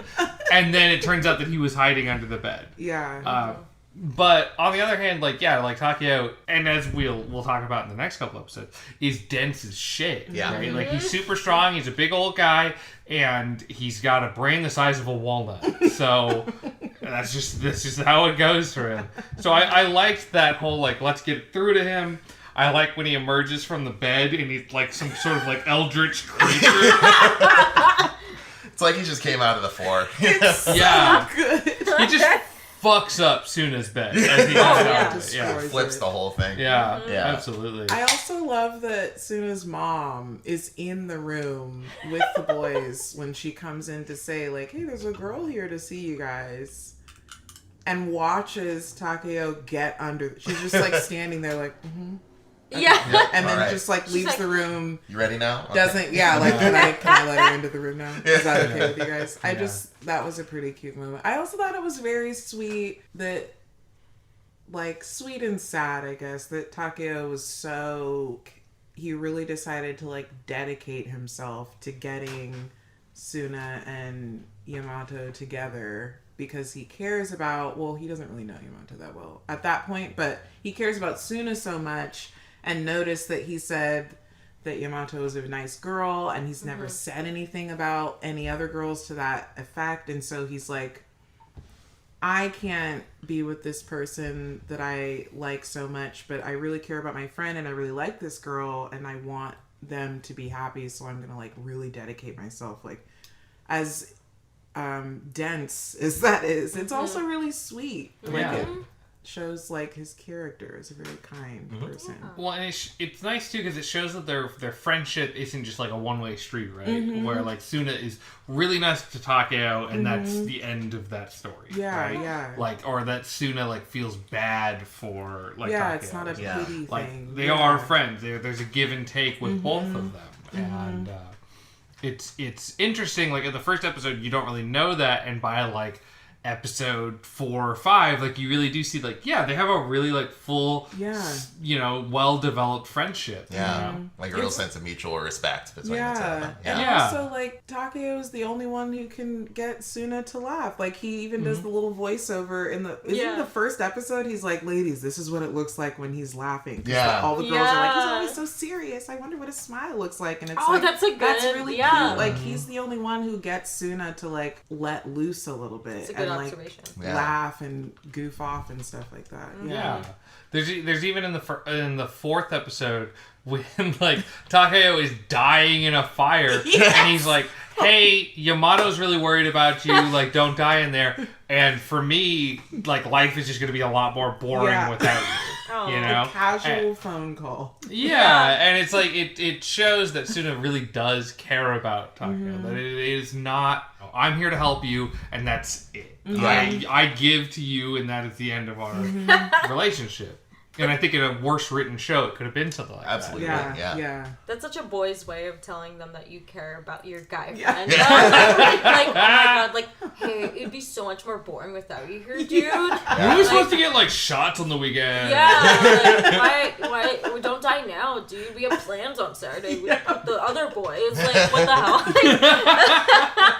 That's But pretty hey, good. it worked. Yeah. It worked. You got him. Guys are weird. Yeah. Gave him the strength he needed. Yeah. That's how it works. Yeah. Yeah. Yeah. It's we were talking, I think it was the last episode, we were talking about like I Love You Man, like seeing portrayals of I love the movie. yeah, Me too. we watched that together. I adore that We movie. were talking about like positive or portrayals of positive, like, you know, male friendships and stuff like that. And like I think this definitely falls This into that. totally does, you know? yeah. Yeah. That's the one with Paul Rudd and Jason Segel. Yep. Oh god, I love that movie with So with cute. the fitting room. Yes. So I think about that good. all the time. I love that's something sort of a sidetrack. I love the platonic relationship trope, which is really rare. Like we don't is. really see it, especially with guys. Like Yeah. we don't see it Yeah. at all, Yeah. and it's really cute to see.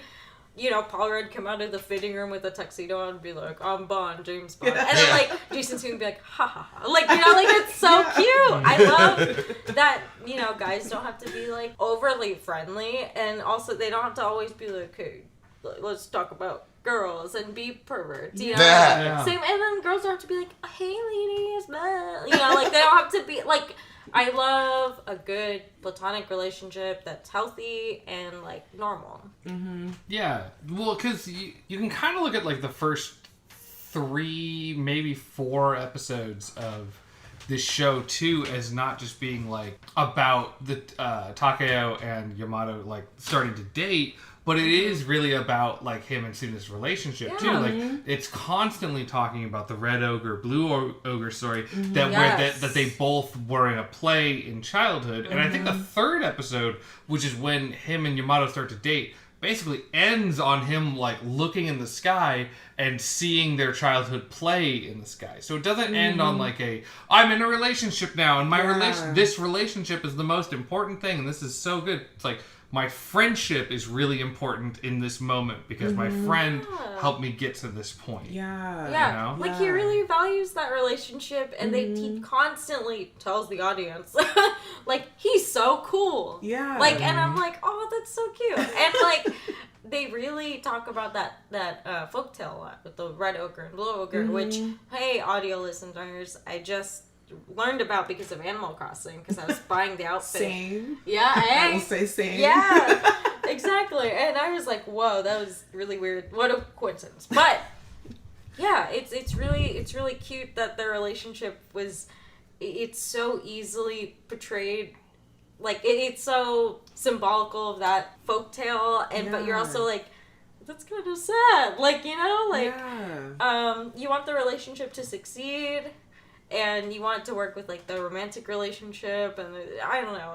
I loved that was really cute, and the fact that he remembered it from kindergarten, like, and then the he was Suna was like, I don't remember that. Yeah, what the fuck, like, but it's just so cute that you know Takeo's so sentimental that he was like, oh, do you remember this play we did in kindergarten, and it meant so much to him. Yeah. And that's really cute. Yeah, well, and it was, he even brings up in like the second or third episode where he's like, all my really positive stories of Suna are really embarrassing stories for me. Oh, yeah. That's right. Because they're like things where like he kind of fucked up, but like Suna comes and helps him. Yeah. You know? Oh, like the these aren't pea drops. Oh yeah. The pants came like this. Oh yeah. Yeah. It's a nice story. It is kind of similar, not directly, but it does have a lot of similarities to I Love You Man in that I Love You Man is specifically, obviously by the title, supposed to be about a bromance, but also like Peter is getting married in the movie. So it's about like his relationship with Zoe, but also the bromance in this show it's very similar. It's like Suna is just as important of a character to Takeo as Yamato is. And like their relationship is like equally as important, not only to the character, but also like in the show. Like we spend a lot of time with him and Suna. Yeah. Totally. Yeah. Well, because I think that as a dude, like, I feel like being in a relationship, having male friends that you can talk to about that stuff is, like, hugely important, right? Like, there have been times where I've been like, oh, man, I don't know what to do in my relationship with you, Bernadette, and I'll contact a friend, and I'll be like, hey, what should I do? Well, how should I go forward with this? And just, like, kind of, like, hearing a guy's perspective on those things, like, can really help, and in a healthy kind of way, where it's not like, oh, bro, you should just, like, fucking throw her in a trash can or whatever. I hate when that happens. Classic dude advice. Where you could get, like, real, like, frat bro shit, where you could be like, oh, no, fuck her for whatever, you know? Yeah. You want to, you know, like, what does it mean to be in a relationship? You know, what does it mean to have guy friends? Yeah, So. and it makes sense too, because you have really healthy platonic relationships too. Like, you don't have really toxic masculine relationship. Like, you and Bakari aren't like, dude, like, you should just, like... I'm too busy talking about Sonic, honestly. So Sonic stopped the toxic masculinity. Oh, that sucks, dude. Anyway, so I was playing Sonic in the Black Knight again. And let me tell you, that transformation, yeah. Okay, Stew and our relationship is great, so maybe keep it that way. Keep talking about Sonic. Hey, it's that's very what I'm healthy. here for. I thought I was going to get out of the Sonic hole, but apparently not. Never. It's not Me gonna neither. happen. Damn. But it helped Not our while I'm relationship. alive. It healed Stew, it healed our relationship, didn't it? Oh, God, I hope not. That's right. That's right. Well, okay, so we talked about the bromance side of it. We talked about them getting together. So the 5th and 6th episode is where we start to hit the bit of a rocky point with Takeo and Yamato. With she's not sure how to express that she wants to hold hands. She wants to do kisses. She wants to do all that other stuff. And Takeo's like, oh, she must be a really pure gal. I'm not gonna do anything to you until you're, as he says, all grown up. In fairness, they're both 15, so he can say Same things like exact that, age. and I guess and it's it makes okay. sense Yeah. in that context. Yeah, like that's kind of a like that's I feel like a good hurdle of like a relationship a lot of the times. Like Bernadette, when we started dating, I was like, I am a pretty dense guy, so I cut ahead of Takeo, and I was like, hey, I'm pretty dense. I need to be told what's going on, otherwise I'm not gonna know what's going on. So Yeah, which was the learning curve for me, because I haven't been in very many relationships before. So even though he was dense and he told me, I was still very passive. Like it's hard to be a vulnerable, open person, especially in a romantic relationship. It's like, especially early on too. Early on, Yeah. and like I'm not gonna be like, okay, and then be honest straight day one, like tell him everything. Like, you know, it's hard. So that makes sense. That was a struggle in that early on in the relationship. Yeah, kind of like a classic struggle of like, what is this other, what do you want from me physically, but if I bring it up, that's taboo. Yeah. You know? Yeah. Especially since like they met on the train serendipitously, and the train's jostling, and he's like protecting her from other people bumping into her, and she like falls into him, and I think that's when he makes the statement like, don't worry, I'm never gonna touch you until you're all grown up. It was when they were walking back from the park. Okay. Just kidding. Yeah. Okay. And then like later they're with Sis and Suna, and Sis asks Takeo what he likes most, or what he likes in general about Yamato, and he says that she's pure-hearted, which is like strike two basically in her mind of like, oh, I can't be honest with this person about the fact that like I really want to hold his hand, or like I would like to cuddle with him. Yeah. And I liked that because there was already a precedent set up for like them not feeling comfortable like expressing things to each other. Like that's how they got together. It was the fact that they like couldn't be like, I like you, or express it like very openly. So I liked that. I don't know, it made sense to me that she was like very nervous about that. And also like it made sense that Sis was the one who was like, you're not gonna scare him away with this, because like she doesn't know that about him yet. She's just meeting this guy basically. So like Sis and Suna know his character very well and are like, he doesn't care. He's a very like chill guy. You can just tell him stuff and he's just gonna take it and be down. Like he's a very down guy. And like, yeah, Yamato doesn't know that yet. So she's very worried about like, just like he's very worried. They're both very worried about scaring the other away by being themselves, basically. And because they don't know each other well enough yet, that makes a lot of sense. And like, yeah, I don't know. It was like a very like, I feel like a lot of shows have like manufactured drama that like doesn't work very well. It's sort of like, that's not really a problem. Or like, that's not how people would behave. And so like, the plot points don't make sense because like it seems manufactured. But like in this show, it was very like natural seeming and very like, nope, that's extremely realistic. Like I could see myself in both of their shoes at 15. Totally. You know what I mean? Being like, oh, I'm very afraid of being like, I have a libido, bro. You know, I don't want to be seen as, especially if somebody said, I'm not going to touch you till you're grown up. And I like you for your pure heart. Like now I'm feeling anxious about like, well, I'm held on this pedestal now, and can I be a dirty whore in front of this person? Like, it was just very like realistic, and that made it even sweeter when that like problem is like solved. It makes it all the more sweet, basically. That's been one of my favorite things about, especially this like, you know, rewatch of at least the first half of it, is like, not only are, you know, the issues that they're going through relatable on like a very superficial level, like, you know, if you're in a, you know, high school relationship and you're not used to physical intimacy, like navigating that can be difficult. But then like on a deeper level, you can also, you know, kind of compare that to a lot of different things in any relationship, really, like being vulnerable with somebody, trusting them to accept you with something that you haven't presented to them just yet, you know, in Yamato's case being like, you know, like, oh yeah, like I also have desires for physical intimacy. Like I know I'm supposed to be very, you know, pristine and innocent until we get married or whatever, but these are things that I want too, you know? And that's a sort of theme that you can take into like all sorts of aspects of a relationship, I think. It's really cool. Yeah. But like, I feel like there's also like a thing put out by society for women that you're supposed to stay like demure. You're supposed to like, you're not supposed to talk about sex. Like if you're into sex, like you're instantly a slut or a whore, even if you've never done anything. That's super fucked up. And it's like,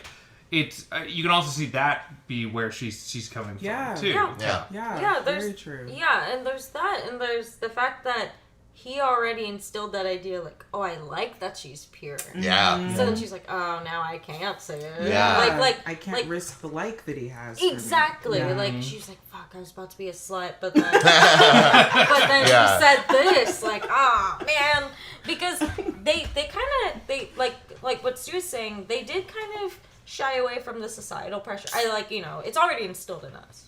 But in the show, they didn't say anything about that. They didn't say, like, you're such a slut. Like, it, you know, but he said it. And I think that was the sort of, like, ouch for her. It was like, I can't be a slut for him. Yeah. Well, and to be fair, she's not, like, trying to be like, oh, dude, I want to like bounce on that dick. I didn't say she's a slut for love. Not sure that it's physically possible. Yeah. And forehead kisses. No, she's there for and then head kisses. She wants cuddles, hand holding, all that. Yeah. The hand holding is. Like, by episode 6, they start to resolve some of this stuff, and when they go to hold hands, like, his hand is as big as her head. Yeah. I'd be scared. Her hand looks like a child's hand in his. Yeah! Like a 3-year-old's hand inside of, like, a rescue hero's hand. Yeah, like, art-wise...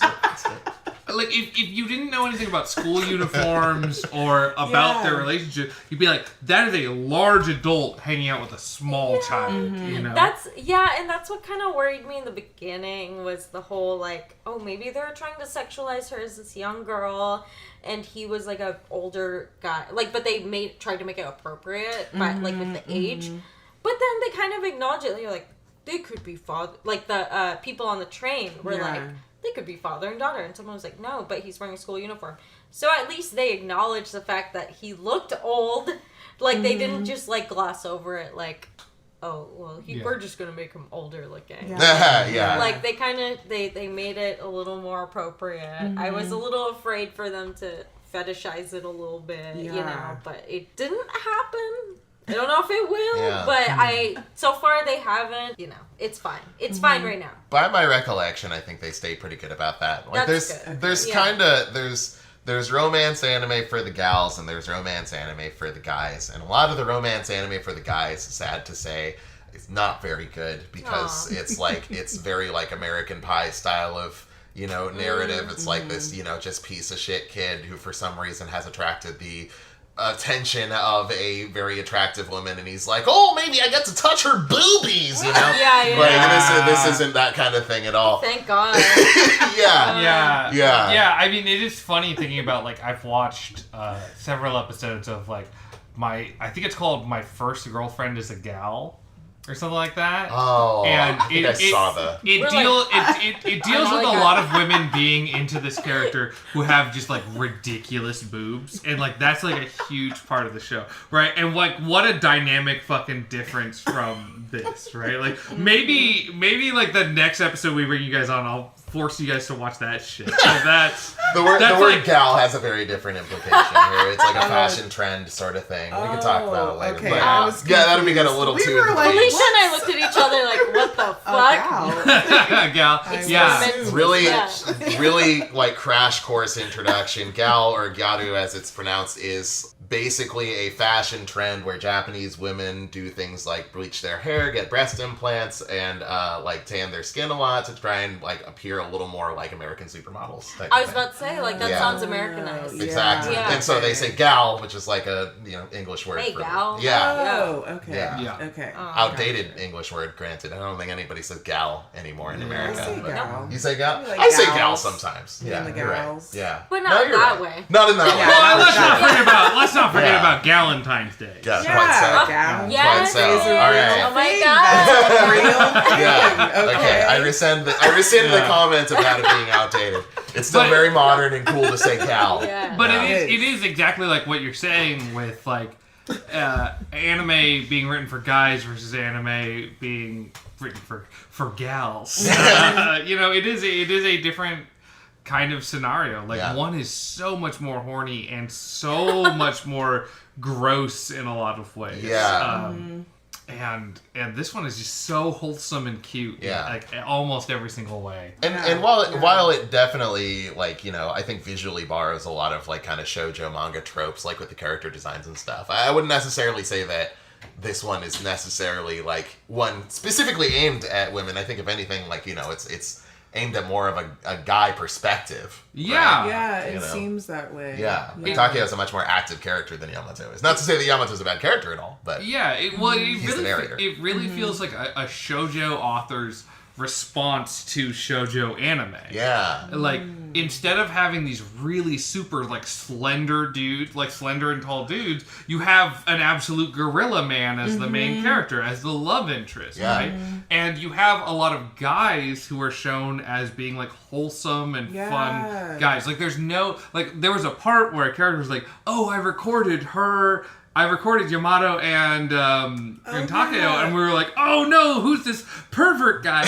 And it was really just him recording this very wholesome moment between the two of them. And it's like the women are fucking terrible to each other. Yeah. And the guys are all like, yeah, hey, what's up? We all love our giant gorilla friend. Yeah. We're so supportive of him, and like, that moment was so funny.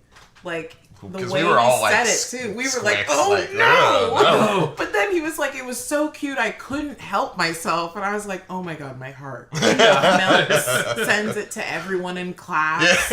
Like, that is the most precious thing. And then mentions that he missed his connecting train to do that.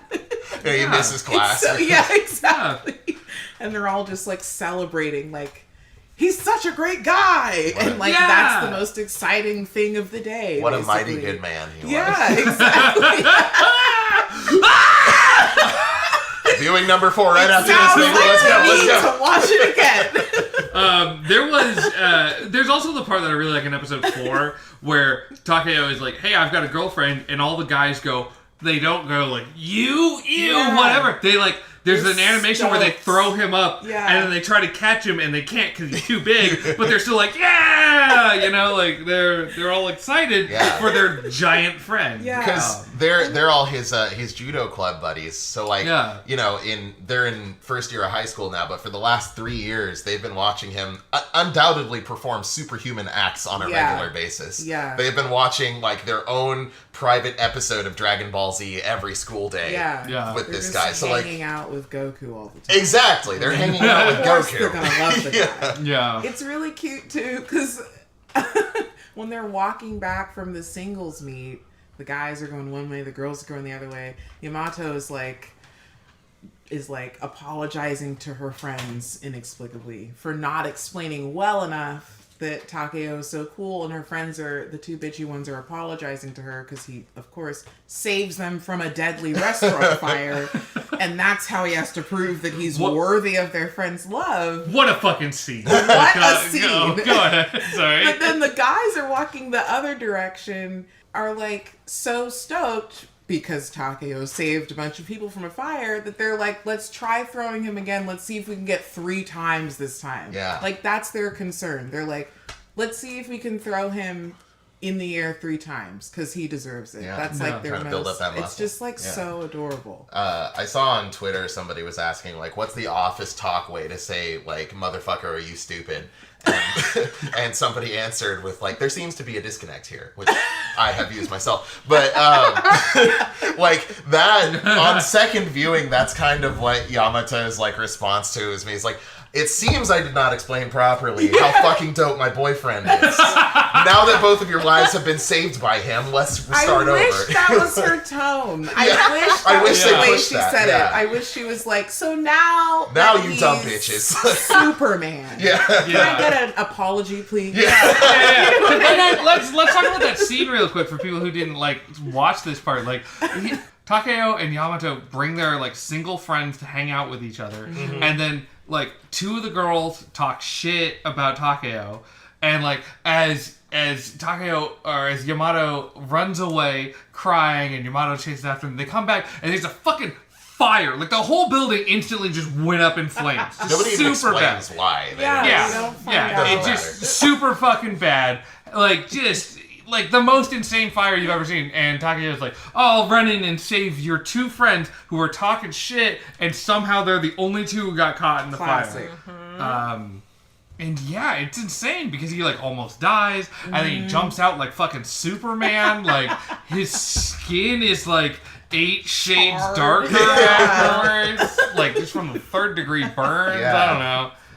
That was really sweet, like, you know, a part of, you know, Suna calling him up, like, as he's, you know, about to succumb to the flames or whatever, is saying, like, hey, we have 3 people trying to keep Yamato from jiving in after you. You need to get out of there right now or she'll get hurt too. And he's like, oh, okay, I gotta go. Yeah, I guess I gotta make it work. Yeah, very sweet. Well, okay, I want to end on us talking about Takeo and Yamato's relationship. I want to end about that, but we have to talk about the sister. Yeah, we have to talk about This must be addressed. It's gotta happen. Oh boy. Okay. So I is A freshman in college. Is a freshman in college. She is Suna's older sister. And Suna and Takeo are the same age, so far as I know. So she's like 3 years older. And this is problematic for several reasons, because when she shows back up in the show around episode 5 or so, she's like surprised to see that Takeo has a girlfriend because she wanted to date Takeo. Mm-hmm. She's like 18, 19. Takeo's 15. There are issues there. Yeah, a little bit. Mm-hmm. And it's weird because I go back and forth on her. I'm like, she knows him very well by virtue of having grown up with him and is the one who gives Yamato very sage advice about, like, you're not going to scare him away. This is his personality. And she, like, decides to actually help their relationship instead of trying to, like, thwart it somehow. But then also, when Suna mentions that he has a girlfriend, she's like, but he's a big gorilla man. And it's like, bro, if you like him, you can't talk the way that all of those awful women have been talking about him. Or girls have been talking about him for his whole life. Like, you know what I mean? And then also she does, what else does she, there was another kind of shady, weird thing that she did that. Where she shows up at the high school unannounced. Well, that too. Yeah. That wasn't even the one I was thinking of. She was in 6th grade. And she was showing him, like, she was just talking with him, and they got popsicles together. He was in 3rd grade, and that's when she fell in love with him. Yeah. There's just some strange, and it's interesting, but I remember the other thing. But then I was like, oh, she might not be that bad because she said that she was hoping he wouldn't find anyone to date until he was basically college age, meaning, like, in my mind, I assumed she meant that she had always known she'd had feelings for him since he was in 3rd grade, which is very creepy, but that she was, like, maybe at some level aware of the inappropriateness of that and therefore had not expressed it to anyone and was hoping that he would still be single when, like, their age gap would be less of a big deal. So I didn't really know where I fell with her character. Like, is she a creep or is she, like, in an unfortunate situation and still sort of a creep, but not as big of a creep? I don't know.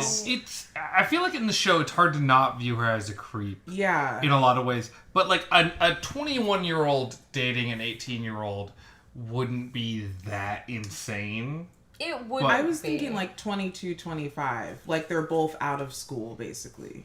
Like, I assume in my idealized, for him to be like like out of high school. That's what my idealized mind was like, that she was hoping that he would have such bad luck until he was like in his early 20s that she would be able to, like, get with him when she's 25 and he's 22 and it's, like, totally fine, basically. Yeah. Because anytime somebody's like, wow, can't wait for them to be 18 is like, it's not. Oh, no. That's where I like, go back and I know the word groomer has been tossed out a little too liberally in some situations, but it's kind of hard not to see it like that. Yeah. And it's hard to not see it as creepy also. Totally.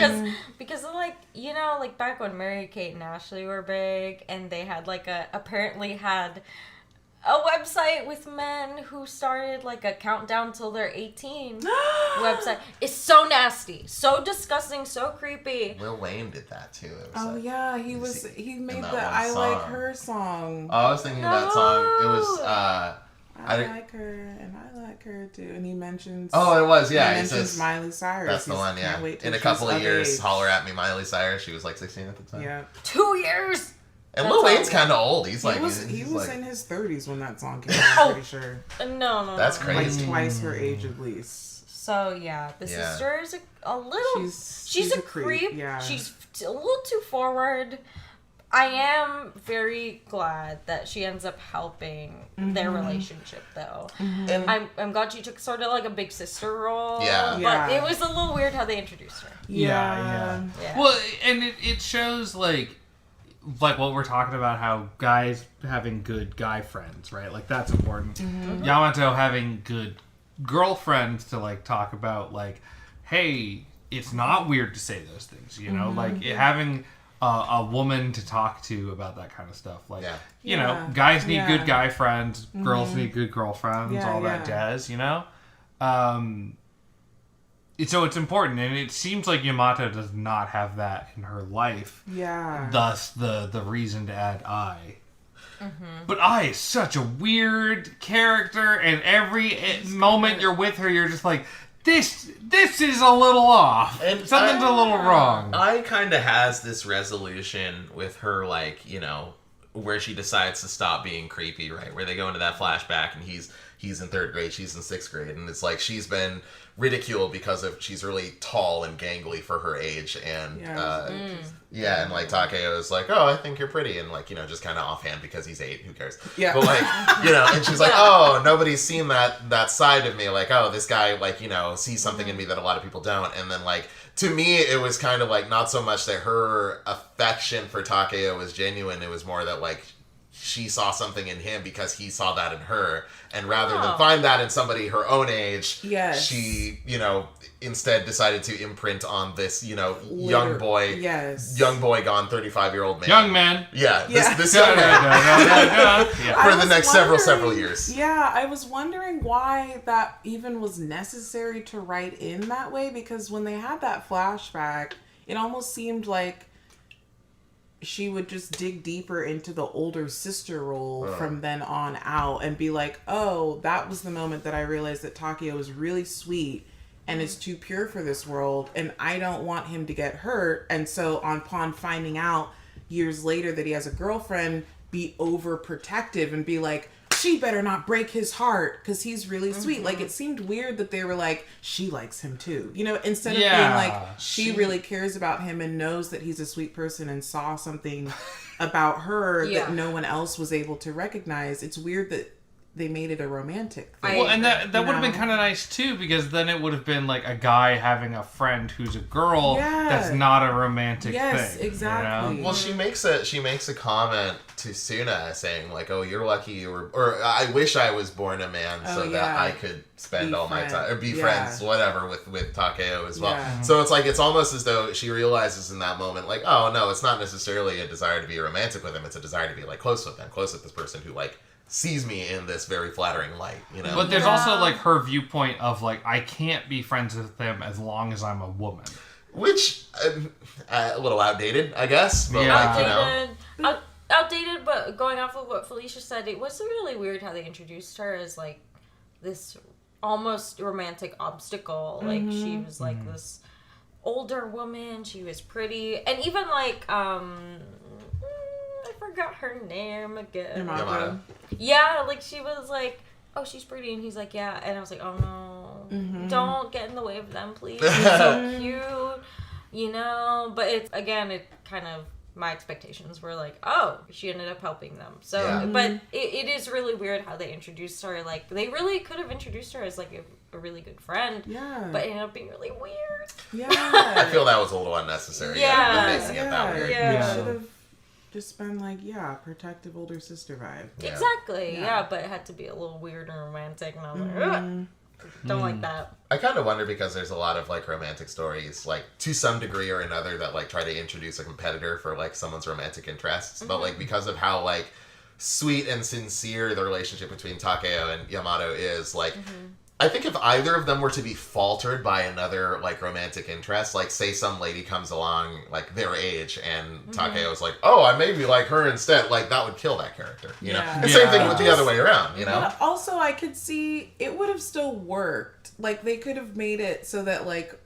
I sort of assumed that this might happen. I'm assuming it won't happen, but when he saves her two not great friends from the fire in like the most heroic of fashions, I was like half expecting all of the gals to like spread the word, like Yamato is dating this like huge burly guy, and then like for a bunch of like gals who had like rejected him in the past to be like, oh, now he's cool and we want him for this like sort of status reason to be like, I'm dating this huge cool guy or whatever, and for Yamato to get like self-conscious and be like, oh, now he has all this like attention from girls, and like how do I measure up to them, and is he gonna, and for them to have another like miscommunication thing where like she has to open up to him about feeling like worried about measuring up and worried about like competition, and he has to be like, I'm dense and I only literally have eyes for you, so I'm not even paying attention to these people. Like I half expected that to be like a storyline that came about, you know what I mean? Yeah, like I totally. could see, which is again why it's sort of weird that the romantic obstacle in the form of a person that comes along is from an older sister. That's why it's Yeah. weird. You know? Exactly. Yeah. But Yeah. she doesn't even really serve as an obstacle, like, at all. Like, Yeah, she doesn't. Yeah. Takeo doesn't even, like, oh, hey, it's Suna's big sister. Hey, Yeah. how you doing? Yeah. Yeah, Anyway. he's very like, what'd you bring for me to eat? Yeah. You got popsicles? No? All right, I'm on. And that's why Felicia and I were like, oh, she's gonna see Takeo walking with big sister and she's gonna get jealous. Yeah. What if that's just like a woman thing? Like we're just like, oh fuck. Yeah. Here we go. Yeah. Like, you know, like what if like we just, you know, and I was like, oh no. I don't want that to be an obstacle, but it ended up not being, so I was really surprised. I feel like there's a lot of romance stories that would go down that route because, like, you kind of need some kind of conflict. But, like, the conflicts in this show are all kind of stemming around them, like, growing together and learning how to deal with these hurdles in a relationship like anyone has to, you know? Yeah, because that's kind of that's where the relationship, like, hard part is, right? Like, as you spend more and more time with another person, right? How do you deal with, like, your own wants and needs versus the other person's wants and needs? How do you find a balance between the two, and what do you really want out of all those things? That's where there's a lot of, like, interest, or there's a lot of, like, natural kind of conflict or whatever. That's not necessarily, like, oh, they're gonna break up, but like that they need to resolve, and that you don't see in most things. Like like I was saying earlier, most things end with the guy gets the girl, and then that's the end of the thing. You know, they make out at the end of killing all the aliens, and then they Yeah.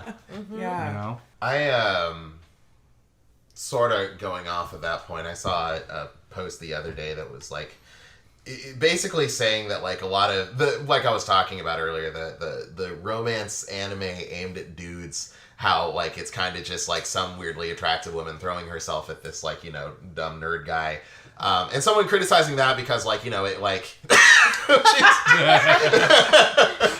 Stu just gave Bernadette a look for the And I was like, what? Hot girl going after some nerd guy.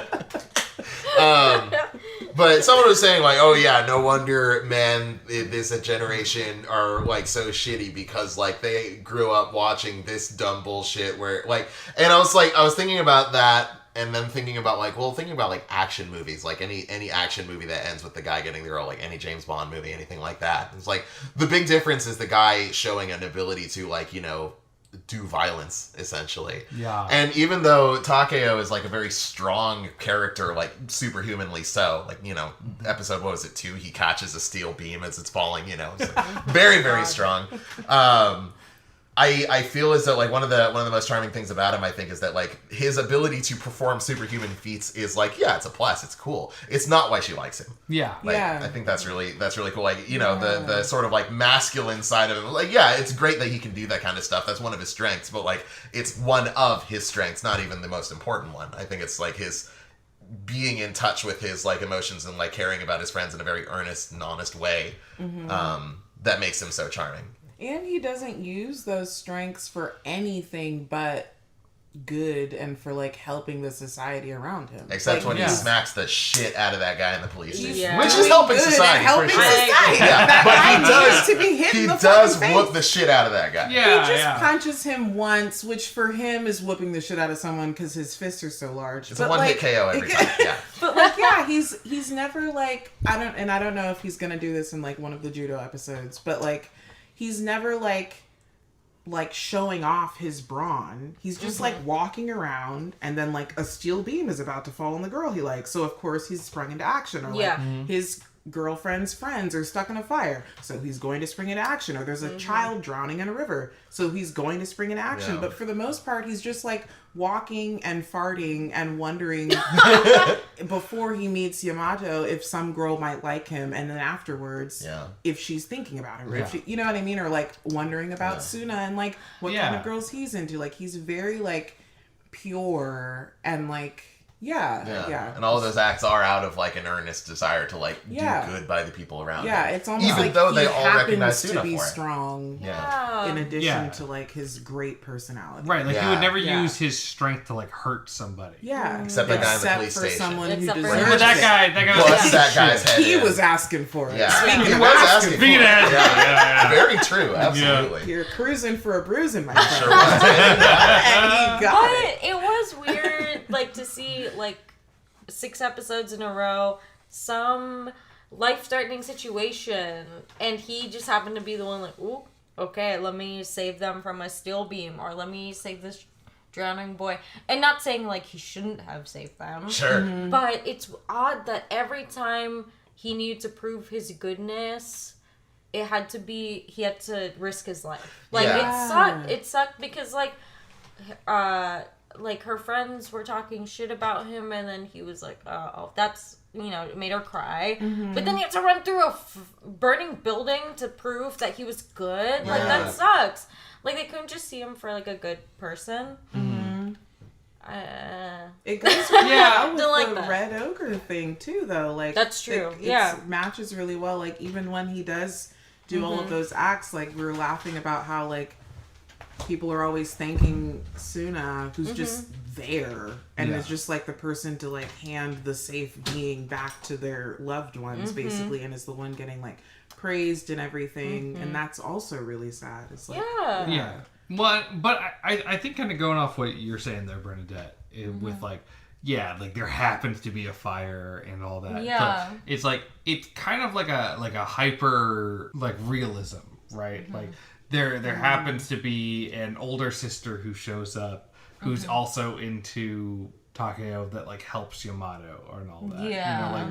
They're like we're dealing with like an unrealistic thing. And it's almost like I don't know, like this is maybe too far of a stretch, but like Euphoria or something, where it's like this kind of like hyper realism of like how do you show what a character is feeling or doing? You do it through the most extreme kind of visual lens. And so if you want to show that Takeo is a good person, you show him saving people from a fire.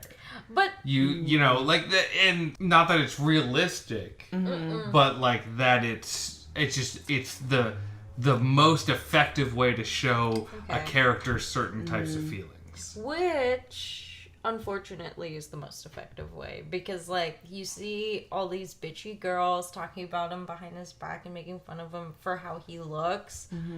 And you never really, like, his girlfriend's like, oh, I'm sorry. I didn't get to, like, talk about how cool you were.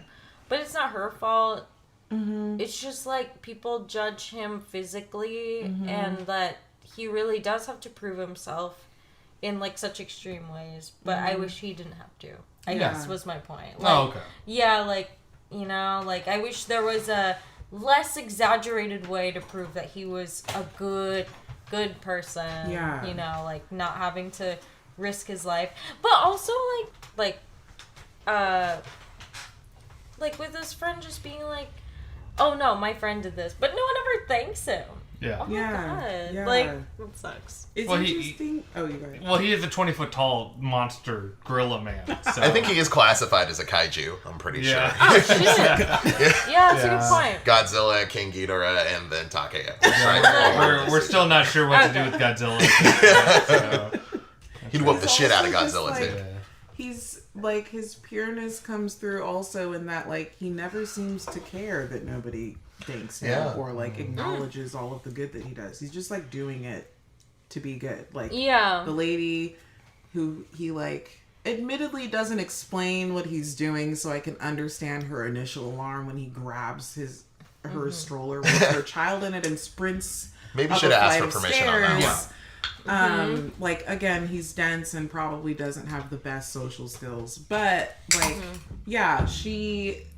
he doesn't get the correct acknowledgement from her or from the mother of the child that he saves, or really from Yamato's friends, or ever really. He just doesn't get, or the cat is scratching the shit out of him and is like and then like he's just like, he just doesn't care. He's so pure that he's like, I'm doing this not to show off I don't care if anyone even noticed that That's I a just good point. saved a bunch of lives. Basically, he's just like, I'm doing it because it needs to be done, and like, He'd save a He's cat from a very tree, pure. or jump into a building, or That's do any of true. those things just because this is the right thing. He's very much like what like original Superman was. Yeah. Before they tried to make him gritty and ugly Yeah, or whatever. yeah. It's like, hey, something wrong is in the world. I'm going to use my superpowers to try to save it. Exactly. You know? Yeah. Yeah.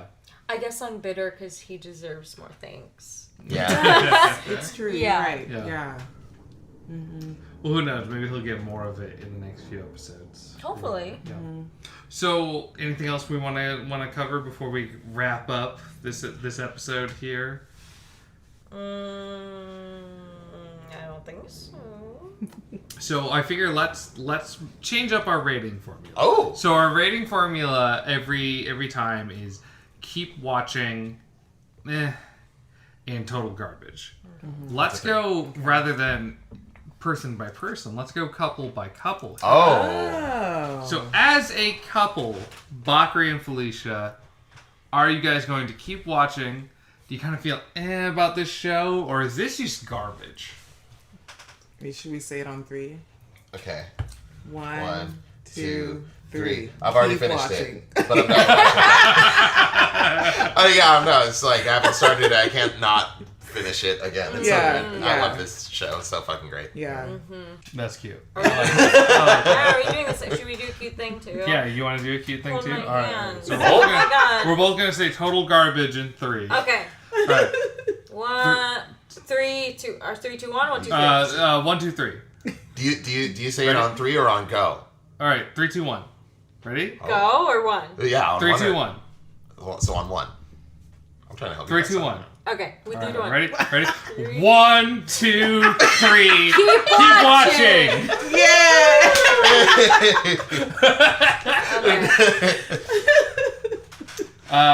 Yeah, this is a really cute show. Yeah. And it's nice to see a show that hits on relationship issues, you know? Yeah.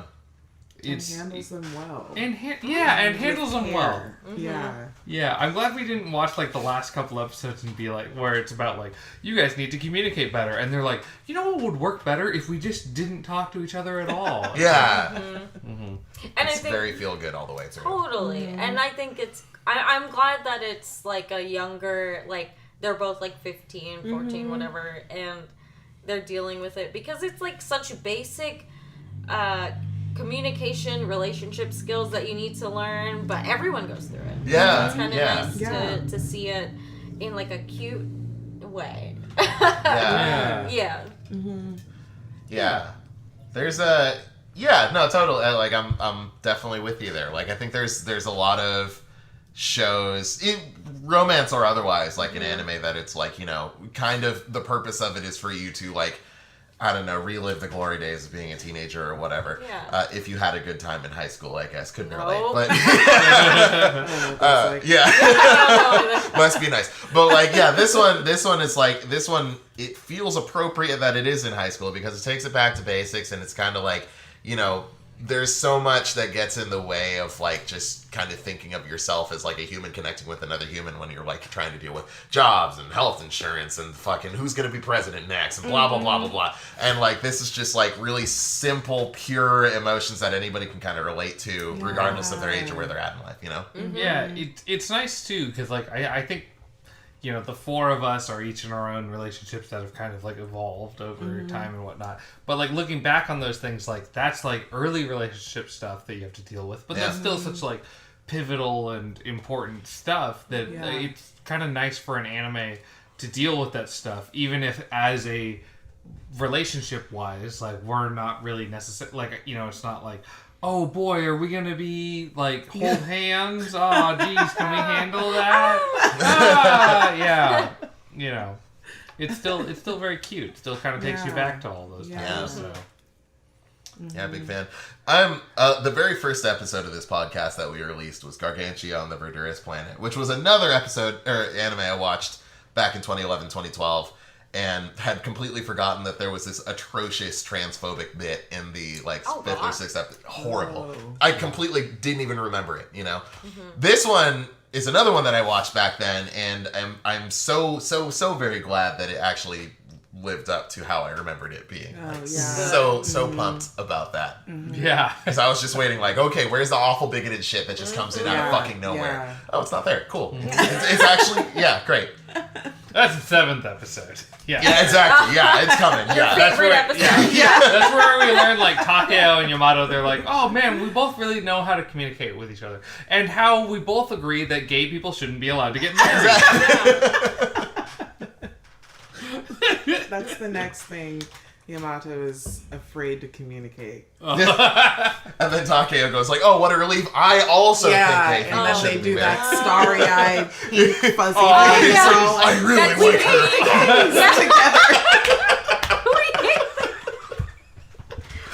Oh, what a and we're supposed to swoon. Yeah. what a nightmare. They're holding hands too. Oh. So dreamy, so cute. I love it. Well, let's do plugs and let's talk about what we want to do next episode. You got it. So we'll kind of go in a reverse circle here, I figure. So Bernadette, what do you got? What do you want to let people know about? I want people to hire me. My Instagram is @notbernadette. My Twitter is Bernadette Says. And also for next episode, I want to redo Dear Evan Hansen. Just kidding. Ha ha ha. You guys will hear about that in something else, some other form of media. Anyway, Felicia, on to you. Oh, thank you. I have nothing to plug except myself. I also would like to be hired. Yes. Please hire me. That's it. That's all I got. Would love a job. Yeah. I am not in the market for a job presently, but you can go to my SoundCloud, soundcloud.com/Octomammoth, or my Twitter, twitter.com/8mammoth, the number 8, and then mammoth. It'll all be in the description too. So Exactly. that'll make life easier. I'm not looking for a job because fuck jobs. Fuck jobs jobs. are stupid. I hate jobs. Reddit.com/r/anti-work, baby. That's where we're at. Yeah, Yeah. that's the thing I've had to fall into.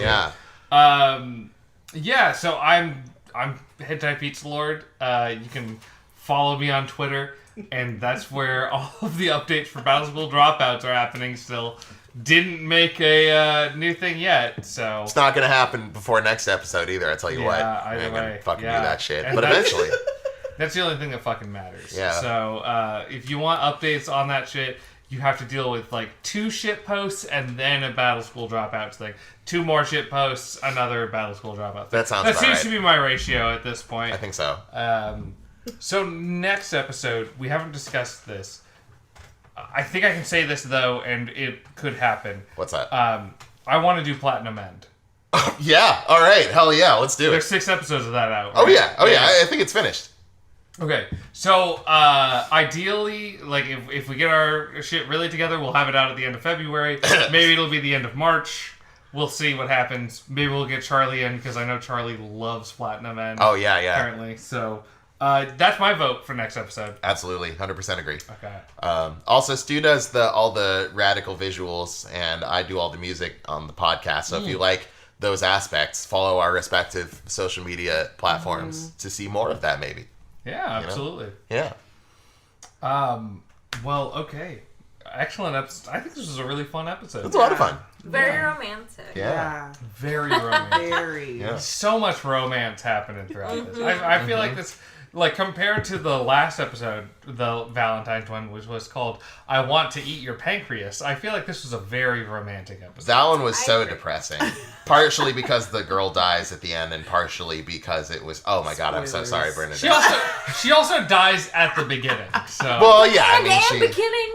yeah. Spoiler alert. But also because that movie was just out of. I mean, it was fine. It was okay. It was fine. fine. It's fine. I want to cry. I'll watch it. Yeah.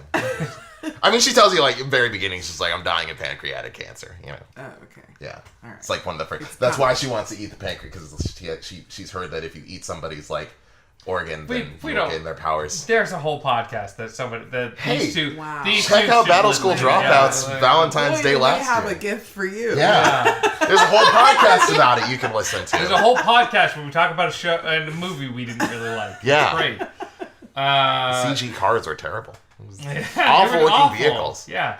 And that's the thing I wouldn't care about if the anime was better. Yeah. Yeah. Yeah. Yeah, I said it. The book's supposed to be better. I haven't read it, but it's I'll supposed to be never read. No. I'm never going to read another book He, again. he can't read. No. We can read My because boyfriend's Shit. illiterate. we Yeah, watch with my- these animes in Japanese and they have subtitles. Yeah. We can read subtitles, just not pages on That's the or not words on embarrassing pages. thing. I'm illiterate, but I'm fluent in Japanese, and I've been hiding this all along. I don't actually need to watch it subbed.